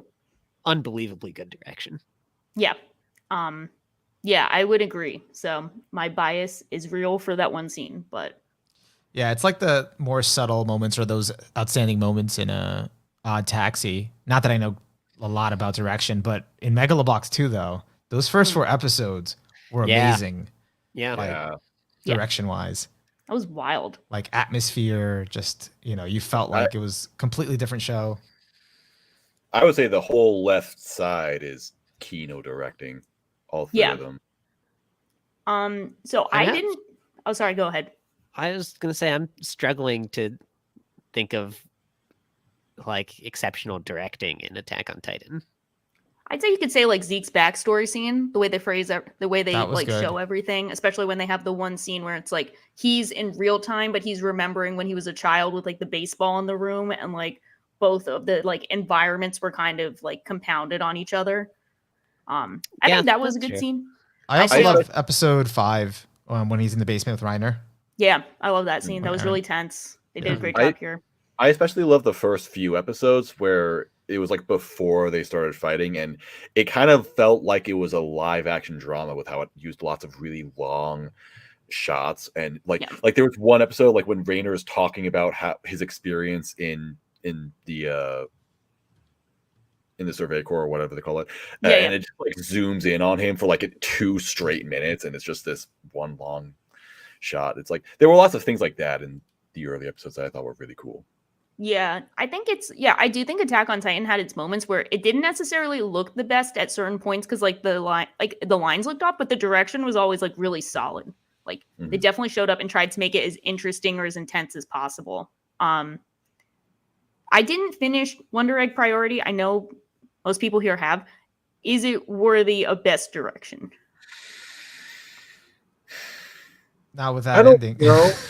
I don't know, but I also don't know if it's like a terrible nomination. Mm-hmm. No.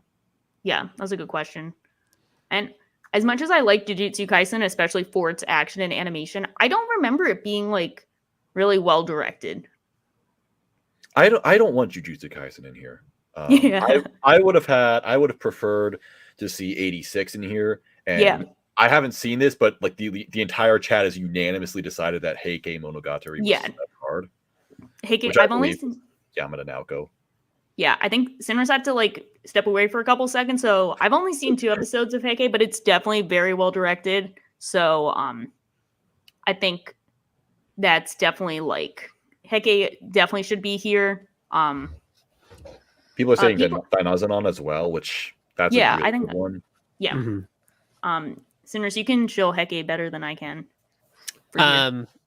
Yeah, I mean it's Yamada Naoko, obviously just a phenomenal director. I think that I don't know how to put it. Heike does so well at like presenting these characters in like a very human light, in that most of them are like kind of ridiculous, silly figures while still having, the gravitas of the events being around them.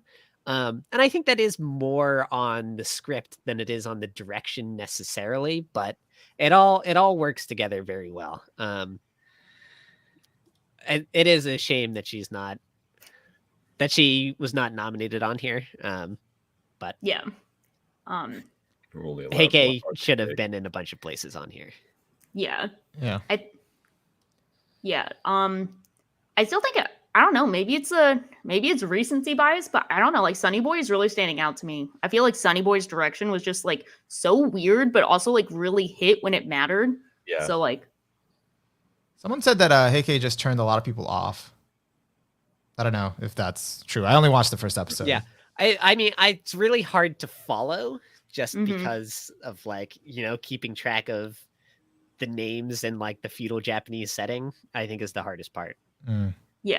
Panta brought up that Heike might not have been included because it hasn't aired in Japan. Oh, Is that true? Yeah, because it's an OV. I think it's either OVAs or ONAs. I don't think it was directly released yet. That's Okay. weird. I don't know. Weird. Okay. Yeah. But It that is wouldn't. Science Saru, which normally releases on Netflix. Yeah, I don't know. Beats But me. it, we saw it. So I don't know if that's a reason to not include Yeah, it. I that's guess. Yeah. that's very strange. Yeah, I do think Heike has been really hard to follow at the beginning. I've heard that before, and then it gets, I guess, better and or easier. But yeah, it's definitely the artsy fartsy pick, and I think it died for Sunny Boy. So Sunny I Boy will mean, live on. Wonder Egg would have been the artsy fartsy pick, but Yeah. now I just hope that this was Wakabayashi Shin's first like direction, Yeah, and I think there's a pretty good chance we don't see him do it again since it sold like 50 Blu-rays total. damn. But no, sad. I hope he does get the chance to show his chops on another show with less troubled production in the future. Yeah, there's obviously a lot of talent there. Yeah. We'll just have him join the podcast. It's fine.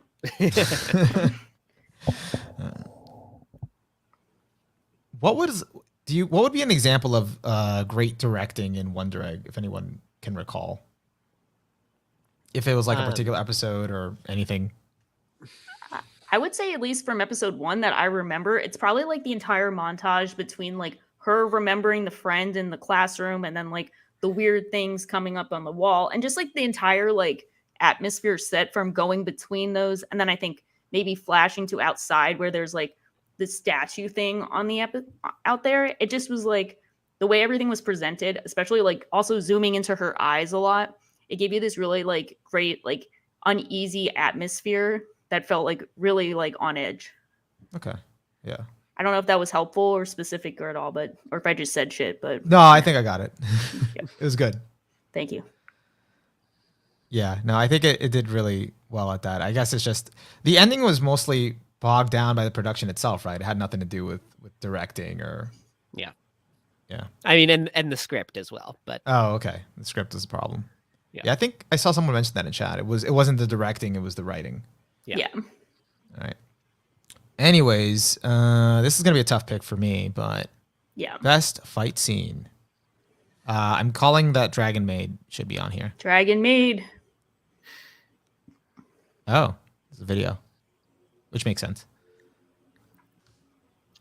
All right, Aaron versus Warhammer, Boruto, JJK, Jujutsu Kaisen got 2. Okay, cool.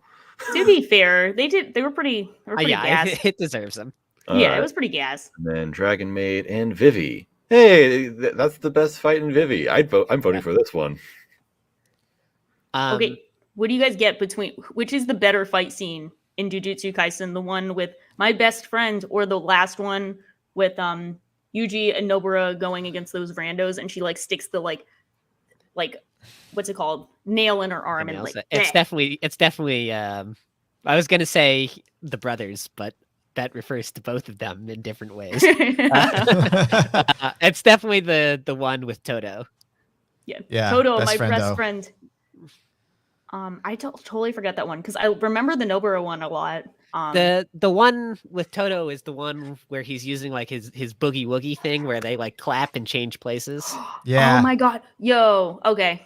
That is Yo. like I think that's might be like the best fight choreography I have ever seen in a shonen. Period. It's a good contender. Like, And they were running in the air, like on top of the monster's like arms or something, and jumping off. It was really crazy. Damn, and I thought it might be, and I thought it might just be Elma versus Toru easily, but damn, might be getting persuaded. Yeah, I think like the best thing about Jujutsu Kaisen, and there are a lot of good things about Jujutsu Kaisen, is the fight choreography. It's just so stunning. Like whenever there is a fight that's 2v1, like this one is, they have bits where it's just like the one person just getting wailed on from both sides. And whenever they do that, it's just, it's brutal. It's so cool. Yeah. Yeah. It's like, I don't know. It's raw, Kino, goated shit. Gets me hyped. Yeah. And there's stuff like as the fight goes on, like they use Toto's power in that fight so well because the way he uses it evolves. Like he starts out just using it basic ways, and then he starts like feinting, like clapping, but not using it to fake out the enemy that they're gonna switch, and then like he starts using it again, but not switching between him and Yuji, but like switching one of them with the enemy and stuff. Like it's just like genius execution of, everyone always says like, oh, like good interesting powers. And that sounds like a very simple smart powers. fight scene. Simple powers used in interesting ways is like the shonen fight scene sauce, and this fight does it better than any.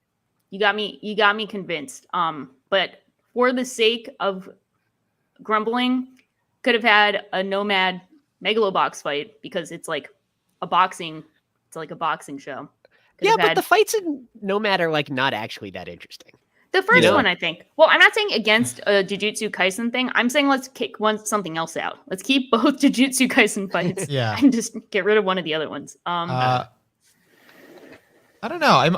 I'm kind of like want to get rid of the Warhammer fight, but like because like the actual fight against the Warhammer wasn't really that good. But then like what happened with Galliard and then the ripping of the jaw and kind of how you saw like in that moment where Eren just is, he's supposed to be the protagonist. Yeah, exactly. Nutcracker. There you go. Yeah. And it's like, the atmosphere is crazy. So that was good.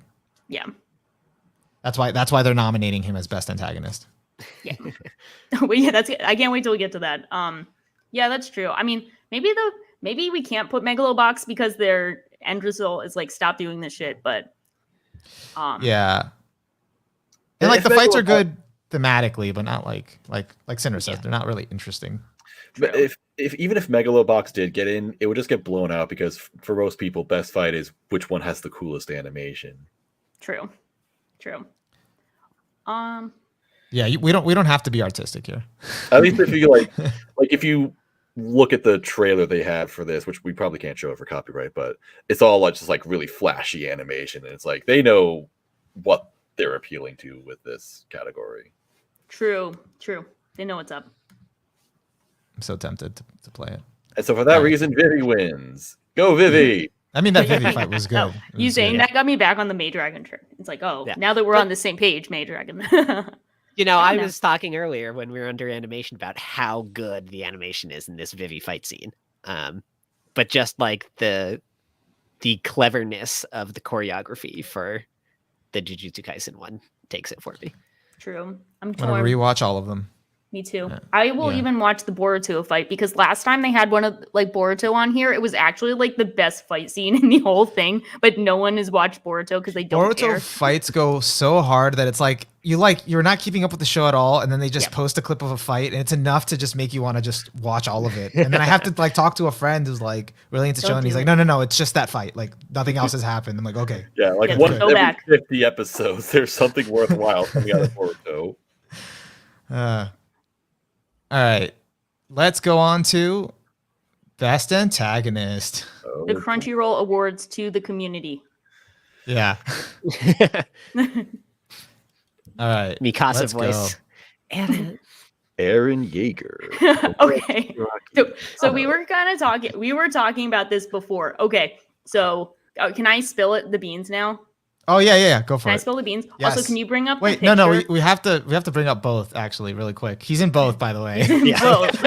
He's in Best Protagonist and Best Antagonist. Pick your poison, chat. So we are talking about doing the Just Weebs Weeby Awards, and we're trying to get our categories and picks down. So we're like, exposing Onimaru now. Onimaru put Eren down for Best Protagonist and Antagonist. And I'm like, we can't do this because the people get mad, and he's also technically not an antagonist. And Onimaru's like, it's really interesting when you think about it. I'm like, you're not wrong. It's interesting to think about, but they will get mad at us. So then this happened, and I was like, they did your thing, but I saved you. But now I'm revealing it now, so I unsaved you. Yeah, are you sure you guys aren't influential to these awards? Are you sure? Are we sure Onimaru's not part of the jury in some way? I didn't get an invite. No, where is our invite, Crunchyroll? So No, can I I'd share like my to think they stole my idea. That's it. They were peeping on our Excel spreadsheet and they saw it. They saw it. I'll share my screen real quick if it doesn't throw everything off. So I made this. It's so funny. I It's made really this funny. in the middle of the day. If it comes up. Let me see if it comes up. Wait, let me just share the one window. Let's share the Chrome tab. Is it because I'm sharing? Maybe I need to No, unshare. I have to just pick. Okay, cool. So I made this.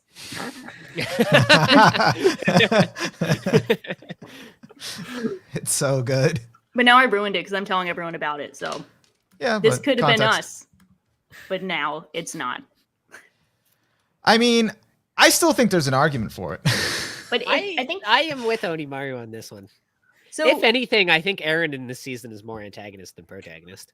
But this is where Yeah. it comes into the thing of like protagonist doesn't inherently equal good guy. It's just the role they play in the story. Yeah. Right. Because like I mean- Light I think, Yagami like- was not killing. He was killing it, but like not in a good way. Like he was the bad boy. But this season of Attack on Titan doesn't even really follow Eren. You know, we're seeing Eren less than we're seeing other people react to Eren. and that's a fair point. Like when characters shift roles in the story, I think that makes it an interesting convo. So you guys definitely do have a point. And also, just to add on a little more to that, is like we're seeing all the main characters and how they're all reacting to Eren and trying to figure out what is he thinking, and we're never like shown inside his head what is he thinking, because typically as a protagonist you get to see their thoughts, you kind of see what's going on, and you don't. You kind of like as the audience are just like removed from that part of Eren, and it's like that's why you're really wondering the whole time, what is he going to do next? Is it going to be bad? Is it going to be good? We have to stop him. Anyway, to talk about some other people who are on this list.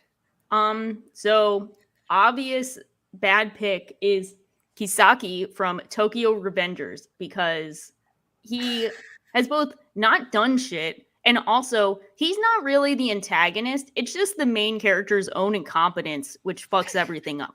Like And the also, main character, Tokyo like Revengers is just ass.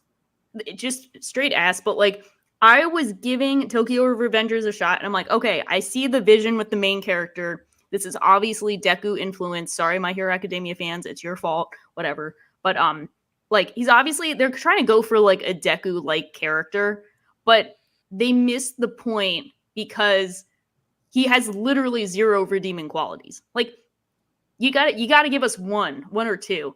But like he's really so stupid. Can I spoil like one part? Does anyone care? I don't give a shit. Okay. Nope. So go like ahead.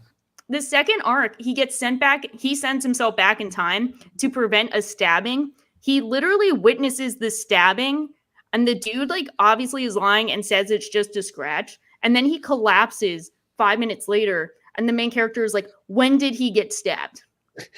You saw him get stabbed, and you know in the future he gets stabbed. So no, Kisaki is not an antagonist. This dude's brain damage is an antagonist. Like, no, get him out. Get him out. That's it. That's my rant. Valid. I will not watch it now. Tokyo Revengers bad. People are asking why Echidna is here. I don't know. I mean, Echidna sort of serves as an antagonist, She's like kind of, okay, I guess. but she's I not don't- like a true antagonist. Yeah. But is she hot? Yes. There's the There you go. based off of. I mean, if you think Minato about it character, so- this way, I know like Cinners, did you watch season 2? And I know Shad didn't. No, I Did you? didn't.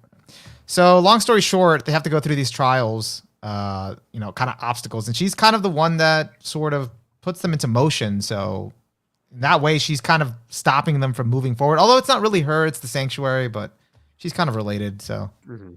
she's based off Beatrice in some ways, so that's kind of a win. First, wait, I gotta defend. For Takamichi's just Subaru. Respect ReZero. Respect Subaru. Stop it. I like that. That's good. Thank you. I heard everyone say Rosewald is actually the antagonist, so. Yeah, Yeah. actually, yeah. And then I heard My Hero Academia butchered the best part of the series, My Villain Academia. So I was just shitting on you guys like 5 minutes ago, but prayers to you. Feel bad. Sorry, My Hero Honestly, Academia fans. I gotta give it to Yano. Every time he rapped, Like, you just wanted me I to turn wanted off to the turn the show. TV off. I was Um, gonna ask whether like is Yano really an antagonist either? Wasn't he like 'Cause- kidnapping people? I mean, he's definitely like a villain, so to speak. But I feel like he's kind of just as much mixed up in things as everybody else in the show. Like, I don't know if I can articulate this well, but I think like kind of the whole point of Odd Taxi is how all of these characters who don't really have anything to do with each other kind of just like get wrapped up in each other's Mhm. bullshit. Yeah. And so I don't feel like the story isn't as much like anyone struggling against Yano as much as it is like Yano is doing his thing and it happens to have negative impacts on other people. Yeah, I totally feel you. He's definitely like another chaotic force mixed in with everything. Right. But we found the true antagonist. It was the Promised Neverland season 2. We got him. Actually, I have an argument for that. If we're gonna do that, I think it's Toei Animation. Toei Animation. Wait, is the yeah, Toei antagonist. Animation. Toei Animation, guys. Toei Animation. We Don't found let him. it- True, Sinners, did the you true hear about that? antagonist is the writer of Wonder Egg Priority. Yeah, wait. The Actually- antagonist is For hating horrible women. works in general. Let's just do an antagonist category that isn't just anime. It's just stuff in the industry. Yeah. Yeah. I just think it's Um, funny that the rapping dog is the best gangster related villain here among two gangsters. True. Actually, the best antagonist on this list by far, that was Adam. I'm voting for Adam. I haven't seen the Like, show. Adam is probably in my top 5 antagonists of all time. Oh, really? Adam's good. That's a spicy. Damn. I mean, Um, Adam has the best skateboarding move of all time. Beating the shit Yeah. out of people. Dude. I love that. It's the same technique he used against Cherry.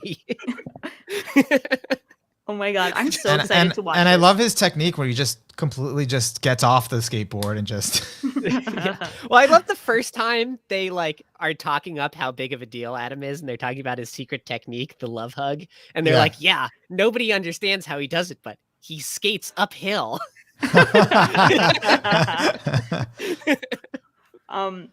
I got to give a shout out to like a non-industry entity that was a good antagonist, and that I guess it's technically a spoiler, but the Beastars season 2 antagonist, I think they did a good job. Yeah, With why him. isn't he on here? I He's don't great. know. We Yeah, need to put that's Aaron. Yeah. Fuck you, fuck you, Crunchyroll. Put in the Beastars one. He couldn't help it. He wanted Right. real friends or something. Everyone I would, knows st- this is I would still vote for Adam over him, but it would be close. Yeah. Everyone Yeah. knows that this is the Crunchyroll Awards are just the My Hero Academia Awards. People will not let that go ever. So they need to keep appearances and they need to have My Hero Academia in something every They need year. to nominate it for one thing. They're like, Yeah. we got him for one, guys. Well, to be fair, this arc of Shigaraki was really good in the manga. So I don't know. Someone said in the chat that they did it. At least it did his backstory well in the anime. So I have not watched Hiraka in many seasons. I never really liked it, but knowing that Shigaraki is like actually matters now does kind of make me curious. I've seen some stuff for this arc, and I think it would be like, I think even us dissenters would like it. Okay. yeah, Yeah. let's just all catch up on My Hero Academia, the manga, and just have a pod about it. You know, whether you hate it or Ooh. love it, let's just Fight, talk about fight. it. Hot Takes Pod, My Hero Academia Yeah, version. we'll bring up all the other shonens. Yeah, they could have put Zeke in instead of Aaron too, but whatever. Ah, Zeke's so good. Whatever. I'm Yeah, gonna I, not. would- I like Zeke as an antagonist more than Aaron anyway. Zeke would Yeah, have been definitely. good. Zeke is Zeke's good. Zeke's interesting. I'm gonna vote for Adam though. It's the closest we get to Zeke. All right. Let us move on to Best Protagonist. I wonder who's on here. If Aaron wins Best We got Protagonist Aaron. and Best And best Antagonist, antagonist, yeah. I will die. I will. That's I will funny. die. All right, Boji.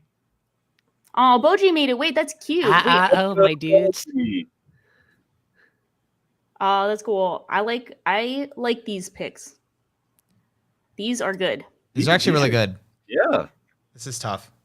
I love yeah. seeing Joe. Joe is just like really solid. I don't know. He's never gonna be like my top one of all time, but like I just feel happy seeing him get recognition.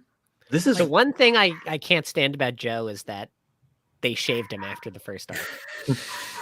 I hate when he got off drugs. That was a real downfall for me. He Dude. looks so good with the beard and the long hair and does. everything. And He then does. like Joe he was shaves great. and he just looks exactly like he did in the first season. Yeah. It's really disappointing. It's like he really went through shit. He shaves like, Yeah. oh, he's back. Yeah. It's tough because in terms of pure development, like I really, really love Joe, but I also just adore Odokawa as a character. Yeah. Oh, Like, he's in my Odokawa. top 10 characters of all time now. Oh, Odokawa is Ma's core. He's very Odokawa much- is Maz. I could see that. Yeah, I feel the vibes. Wait, I'm checking on if he's not in your Mal, I'm gonna feel so. he's betrayed. on him now. Feel No so cap. happy. Yeah, no cap. Like, feel I wanna really, give really it to like- Joe. Yeah.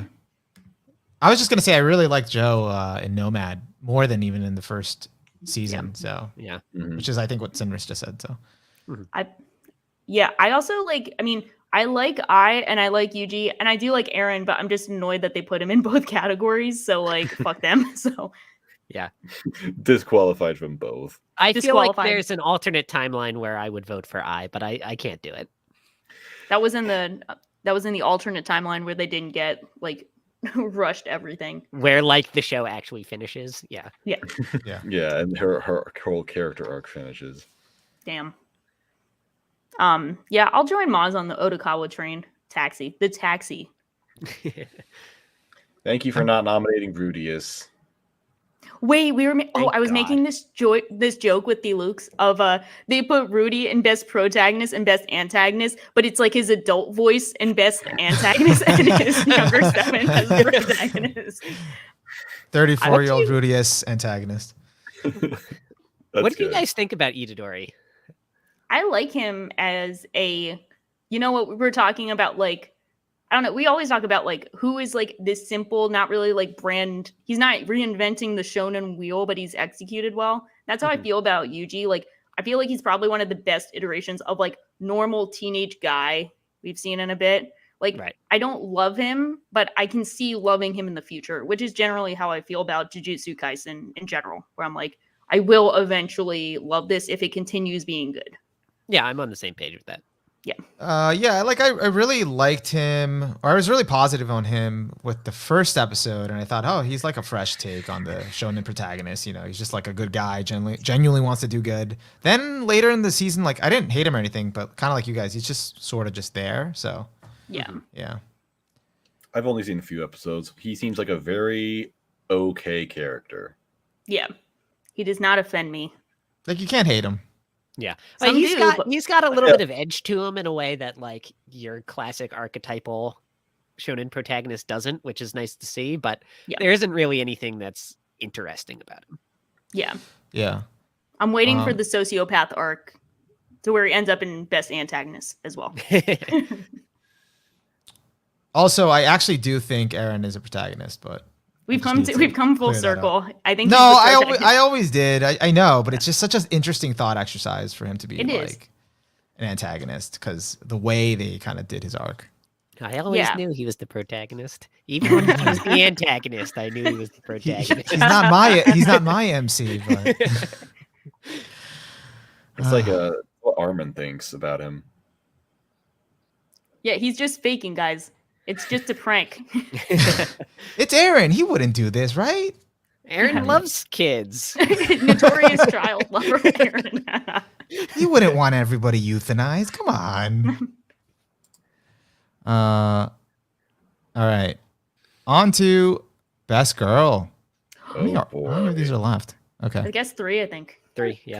Couple, yeah. Cool. I'm surprised. All right. Yeah, that's it. I'm surprised All they right. put best boy above best girl because we know priorities. All right. Best girl. All right. Lena, Toruhanda, Nobara, some girl from Kageki Shoujo, Komi, and Oto Ai. What categories has Egg not been in so far? It's been a kind of Egg a is in sweep. basically everything. It's kind of nuts. The egg awards, TBH. Like how? Natsumi Damn. got snugged. What was Natsumi in? Natsume Yujinsho. Not to think me these this- nuts. Like what did like like what cat? All I of you think guys this are is the listening. first year that like I don't feel strongly about any best girl. Yeah, I didn't. I didn't care for women this year. Oh, not to me. Like the senpai show that I like. Duh. Oh, Lol. duh. Was my own show. Wait, why isn't my senpai is annoying here? I'm just being oppressed. It's I'm kind of mad. not my Shaw awards. Not mine. Jolene getting this. Yeah, now, too. Jolene's Yeah. not here. Come What on. the fuck? What the fuck? That would be such an obvious pick. But guys, it's not over yet. It's like they're like, no, we choose to ignore it. I mean, we choose to follow it this time. Question: is Toru actually good? Toru's That's good. it. She's a good girl. She's a cinnamon roll. Okay.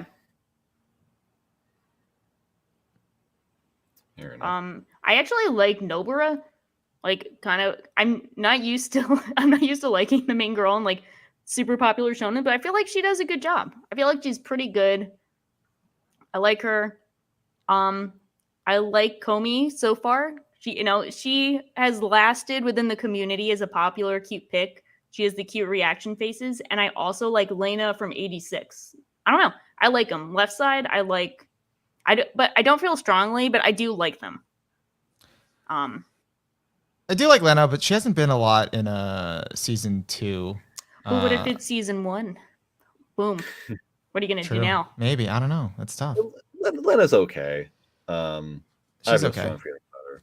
Also, Nobara, I have no strong feelings about her, except that a lot of journalists have said that she's like completely revolutionized female shonen leads. So good for her.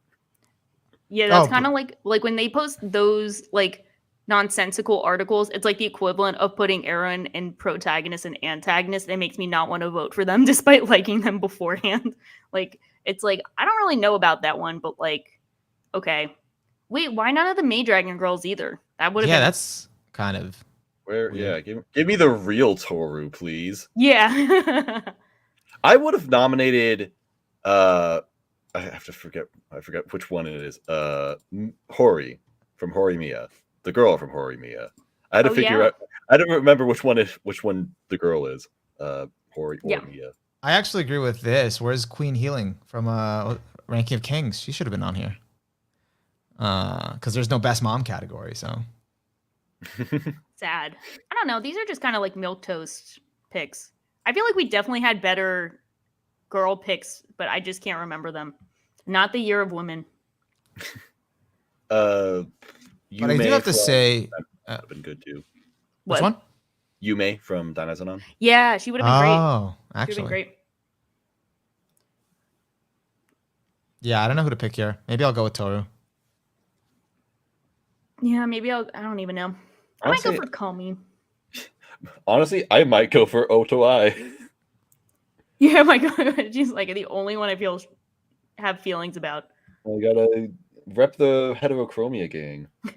Thank God men are here to revolutionize women in media. It would have been funny if they put Rem in here There Oh, is a win. for season No from Uma season Musume 2. girls attack on our friends. We No got the win. Teo either. Yeah, get out of here. Haha. Bully season. Any Yeah, of the some Zombieland Saga girls? Yeah, I would have loved Ai in here. She was so good this season. No Eurocamp girls. I know people care about that.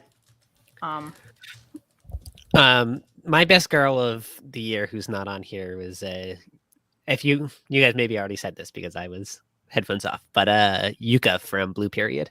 We didn't. That's a good pick, Oh. probably. Oh, Wow. It's yeah. a Blue very Period similar got core character, but Blue Period got nothing in any of these categories. So yeah, I know. That's sad. Could have I done. don't know. There are lots of like pretty good characters on here, but none that I'm strongly advocating for. Yeah, I do not care who wins here at all. Mhm. Yeah. someone said Oscar from Ava.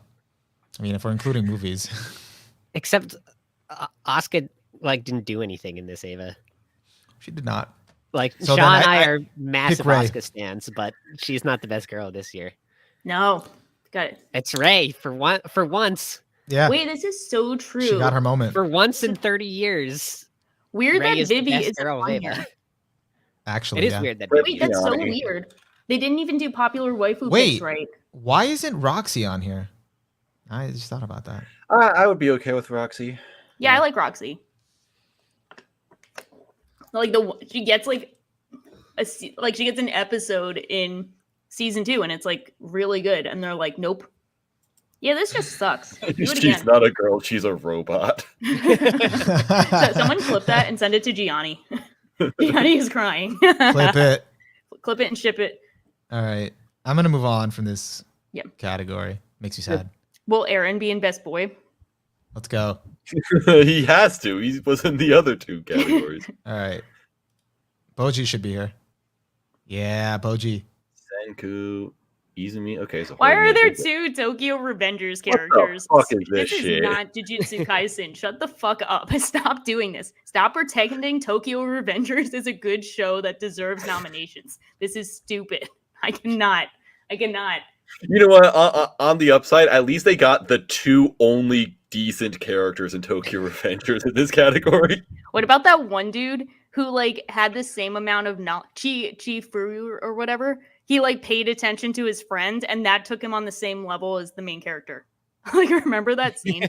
It's like the main character knows everything, and then this one dude's like, well, this is my friend, and he's acting weird, so I think something is up. And that's the Yeah. most amount of thinking that's happened in the show. Bro, trust me.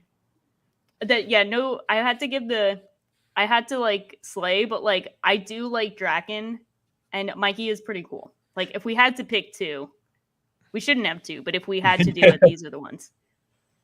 What's Why- crazy to me about this category is that they have Miyamura for best boy, but they don't have Hori for best girl. I was saying, That's what I'm Hori saying. should have been nominated for Best Girl. Yeah. It's so weird. Why is Senku here still?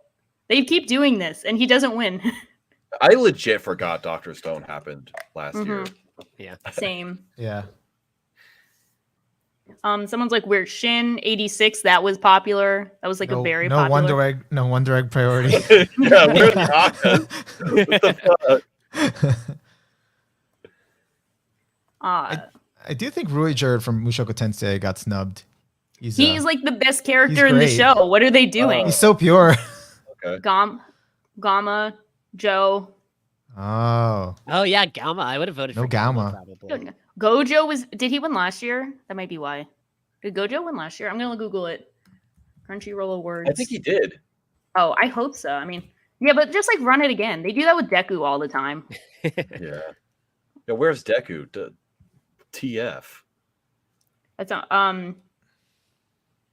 Yaguchi from Blue Period was also great. Mhm. Sure. Where'd it go?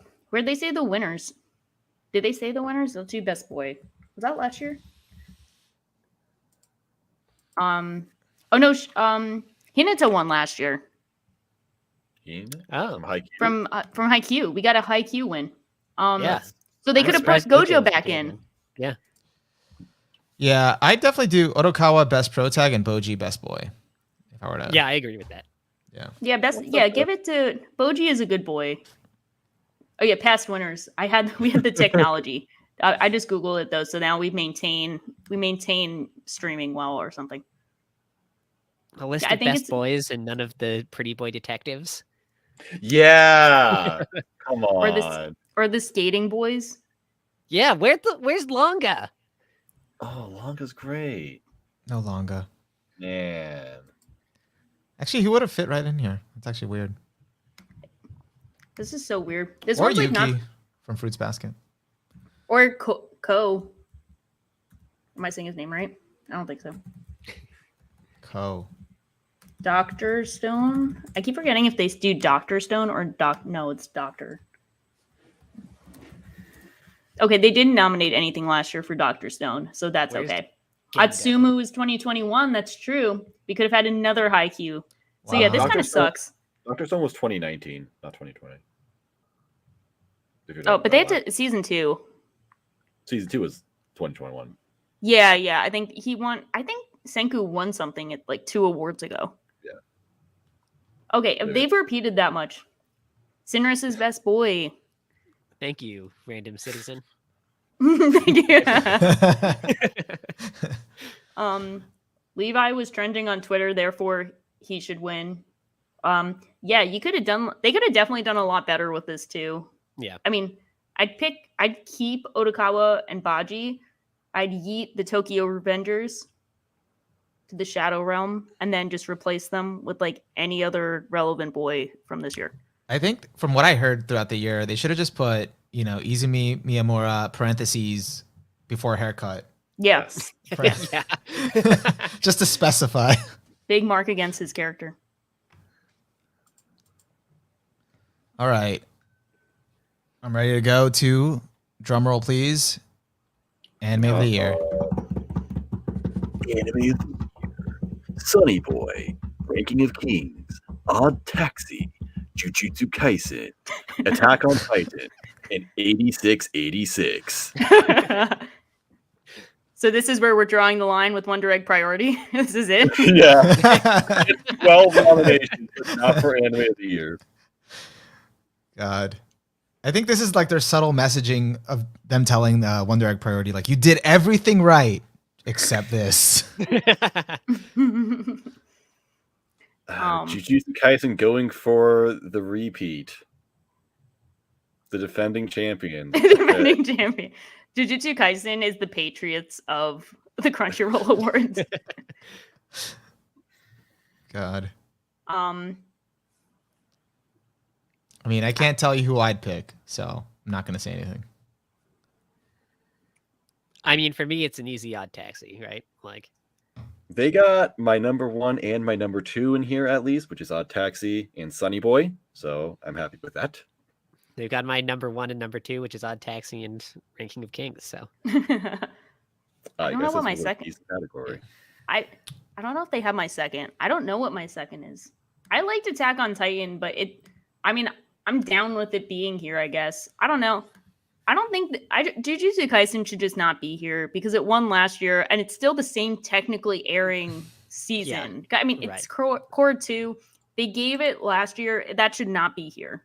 Yeah, imagine giving Anime of the Year to the same anime twice. Yeah. Like, what do you... And then, like... To each core of the same anime.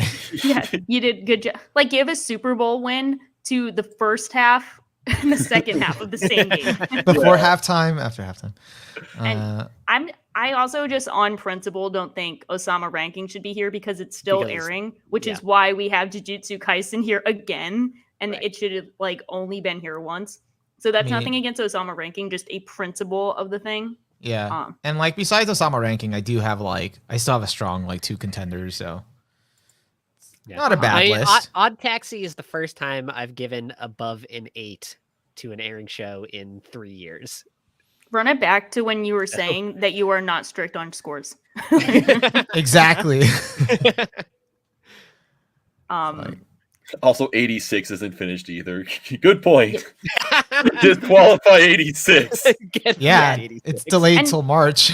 And I'm gonna be honest, it's not sounding like it, but as the number 1 86 fan on the podcast right now, 86, based on the first core, does not deserve any Anime of the Year nominee. It was not good enough on its own. It was like, there's a lot of shit that's obviously still going to go down. So, like, based on those 12 episodes, it should not be here. Yeah. Just shouldn't be here. Because there was a lot of good stuff this year, so... like, Sonny Boy making the list is cool. I think Dragon Maid should have been on here. Yeah, Dragon me too. On here. Megalobox should have been on here. For sure. Oh, yeah. Maybe Dynazenon? Yeah, I guess. Yeah, okay, no. I wouldn't put Dynazenon up there, personally. But you put Nomad up here. I put Nomad. Okay. I mean, like, I put Dynazenon up here only if it's, like, replacing Jujutsu Kaisen Core 2. So... Well, yeah, we got to kick some, and then we put some in. I forgot my own agenda. I mean... I love My Senpai is annoying, but I'm totally fine with it not being up here just because it's such an obviously not completed thing. It's just like my thing I enjoyed watching. And I think that's part of the reason that like it's so hard to beat something like Odd Taxi or Sunny Boy is because they're such like complete packages that like you only need the one core and you're good to go. Meanwhile, with like 86, not done. Attack on Titan, part 1, it ends like in the middle of shit going down, which is like it literally ends in the middle of a scene. yeah. Yeah. And okay, Odd Taxi has a movie coming out, but I don't give a shit because I like the ending of the core. So I don't I care. heard the movie was. Is it a sequel or is it a compilation or something? It's or- compilation, but then it's gonna have scenes at the end of it that go further. Resolution to its absurd cliffhanger ending. Yeah, I guess think so. that ending's perfect. Like, Yeah, if it never I do continues, too, but it's so good.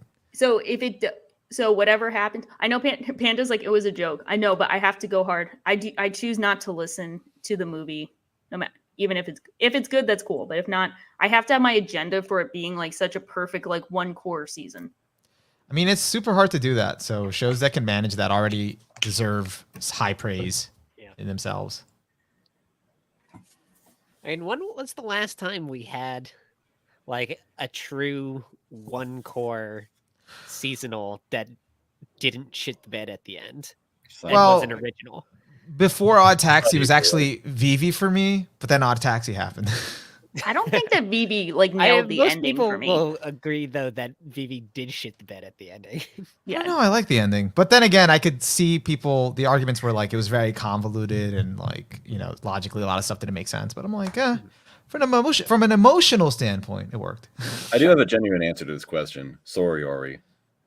Oh, that's a good answer. Yeah. That is a good answer. It was the Odd Taxi, and then Sunny Boy happened a season later, and you're like, oh yeah, this is a good ending. Here we go.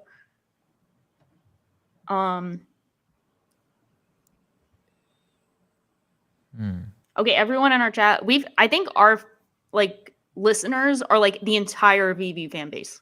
I think we found them, and they're just everyone here. Like we I found know, someone all of them. came up and said the ending was kind of weak, so it's We got one. Let's go. Just kidding. Yeah, it was just like not really good. I don't think it was a super strong ending, even if it wasn't like a bad ending.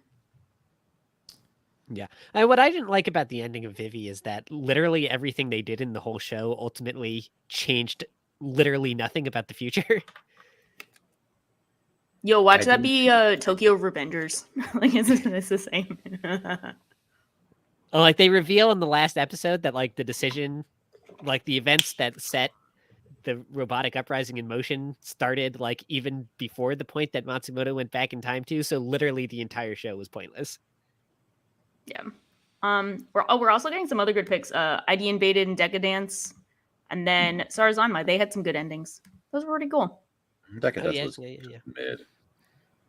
Mid, just yell like in the middle. Say reading start. Mid.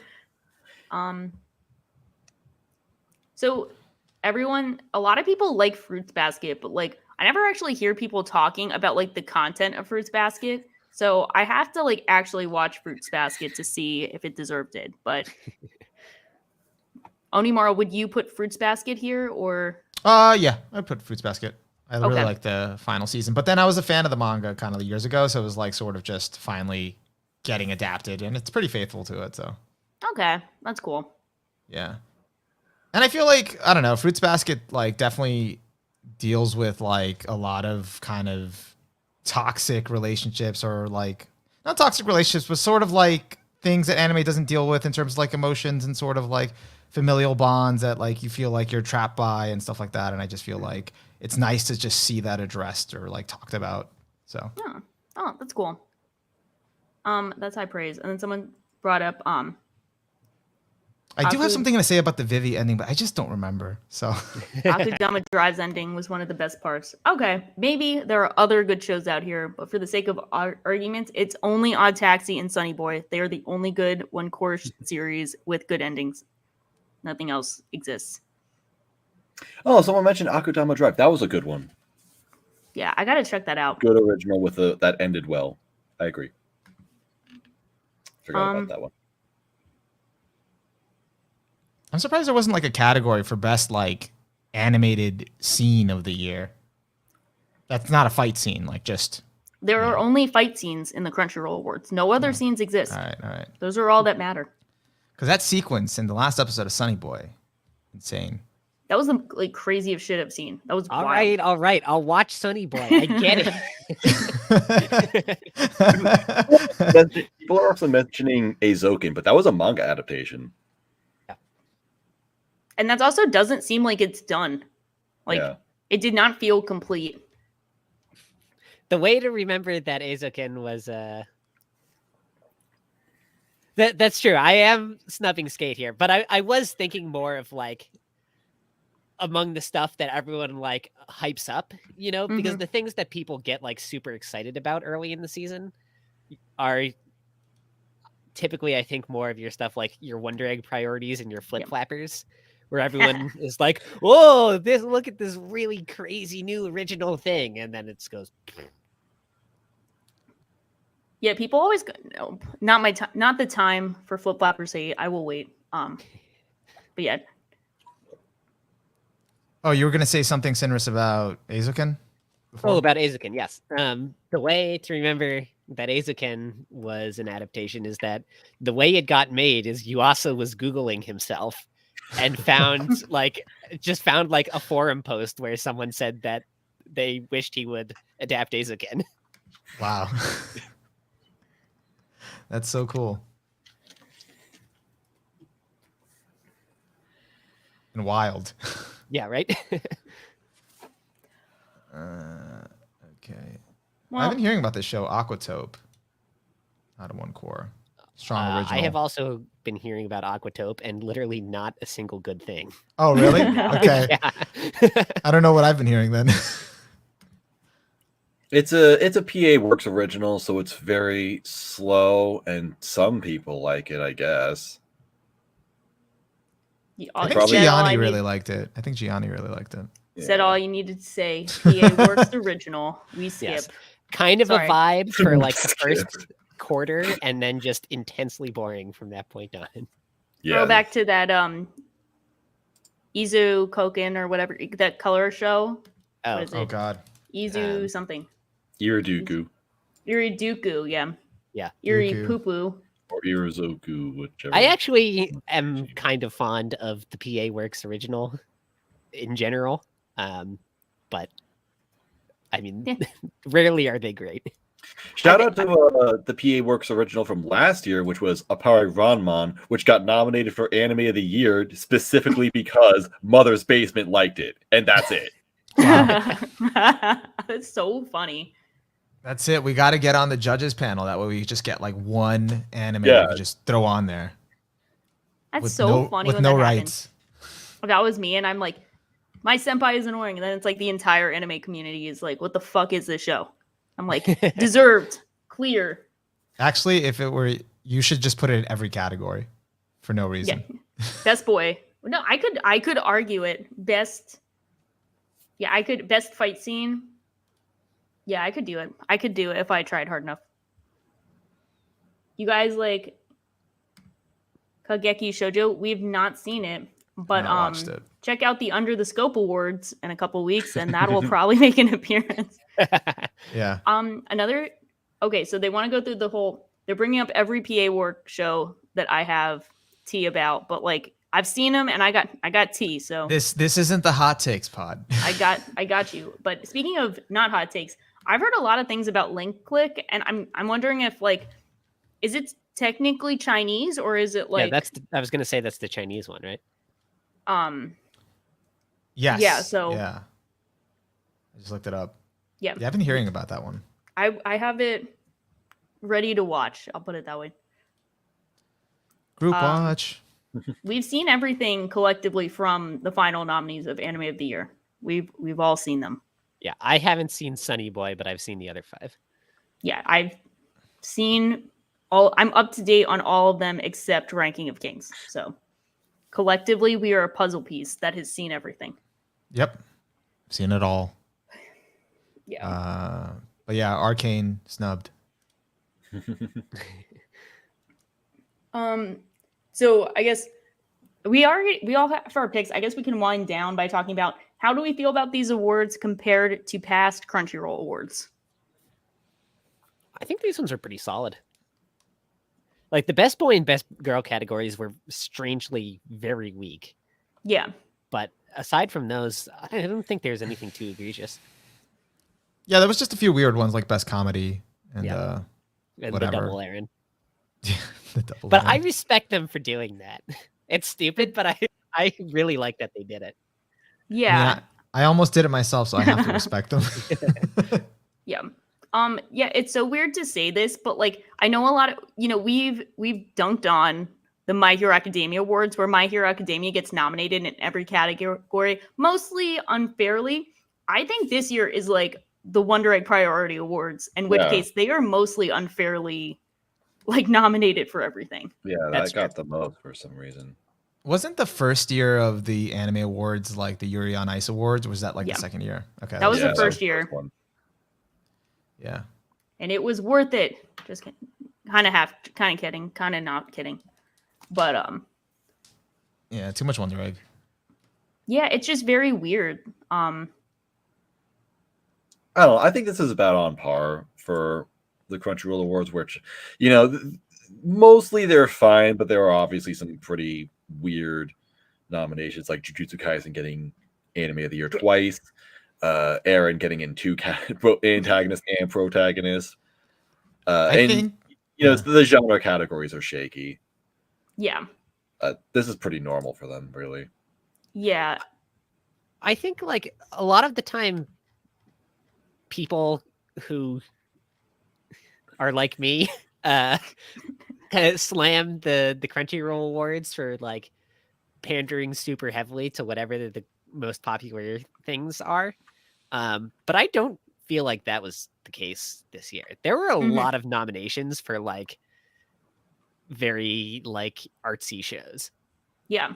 Like the Artsy. Wonder Egg Priority one stands above that and everything, but like Jigen's voice actor getting nominated is like, that's definitely not anywhere near like popular consensus, but Yeah.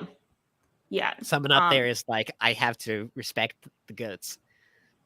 Yeah, I agree. I mean, like, I think I think part of the like inevitable discourse of every awards is like, you want to see like, did they put a lot of thought and effort into trying to include a wide variety of shows, some that like most people might not have heard of, and like just different categories and nominees that people haven't heard of as much. Like the Jigen inclusion is a great example. Like that is not the normie Crunchyroll pick. Like someone who's obviously paying attention to the medium, like said, hey, this guy has been doing this for 50 years. He would be a great nominee and he does a great job. Like there's thought put into it.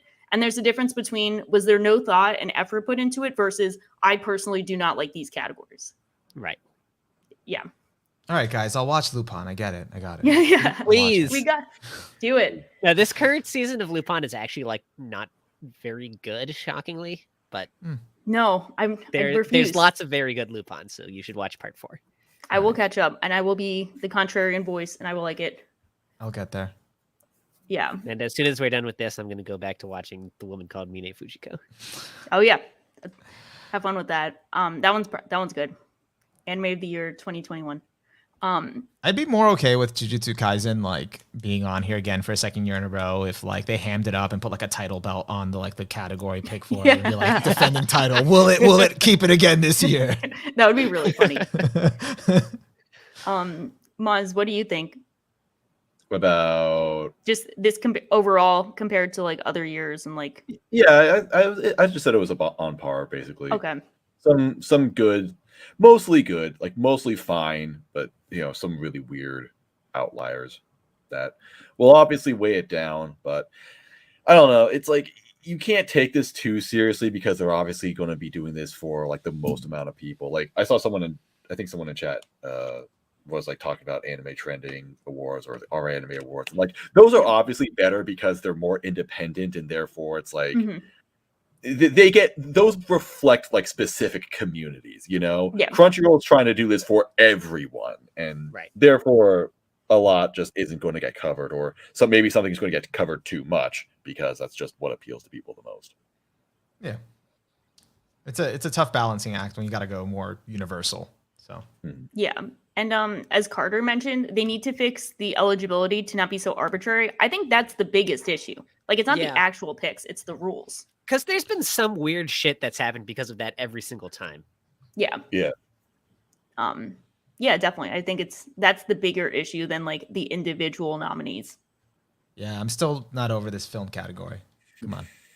Yeah, Some- they do need to be more clear with the eligibility rules, at least so that the public can understand it. Yeah. And also, my biggest change that I would recommend, and I think I suggest this every year, is that they should probably they should probably limit how much a specific anime can get nominated. Yeah. Like, so like maybe one thing could get 5 nominations, but then no more. Yeah. Just kind of Yeah. Best organize girl contest rules. Exactly. Yeah, exactly. Best girl Just- contest rules. And then people were like, but no, what if it's that good? And it's like, it's never that good. It's never. They just prioritize the categories it's best in. That's it. Yeah. Yeah, that makes sense. Can't be as bad as the Nickelodeon Awards where SpongeBob wins Animated Series of the Year. But that's kind of warranted. I Let's be mean, real. what other animated shows does Nickelodeon have? Yeah. Is it unless we have anything else, this might be the best note to end it on. At the end of the day, no matter which wins, what Junie Tyson is still the real winner. Yeah. Junie Tyson Awards. Look out in the future. I was hoping to actually have it out last week, but then my life fell apart, so it's not even fully recorded yet. Let's go, But Junie Tyson. The Tokyo Podfathers Awards will be coming, and you will find out the Junie Tyson of the year for 2021. We need to know. The public needs to know. I'm excited. And, we're also in the middle of rebranding our own awards show to, Anime Awards No Requiem. So look forward to that. No requiem. We will fix things. We will fix all of this because at the end of the day, no matter which wins, we have to keep moving forward because we're just weebs. I saw that Greg, a friend of the pod, King of Kino, he has a video after we said watch Odd Taxi and we called it Anime of the Year, and the title for his video is Odd Taxi is not Anime of the Year. So Damn. it'd be so funny.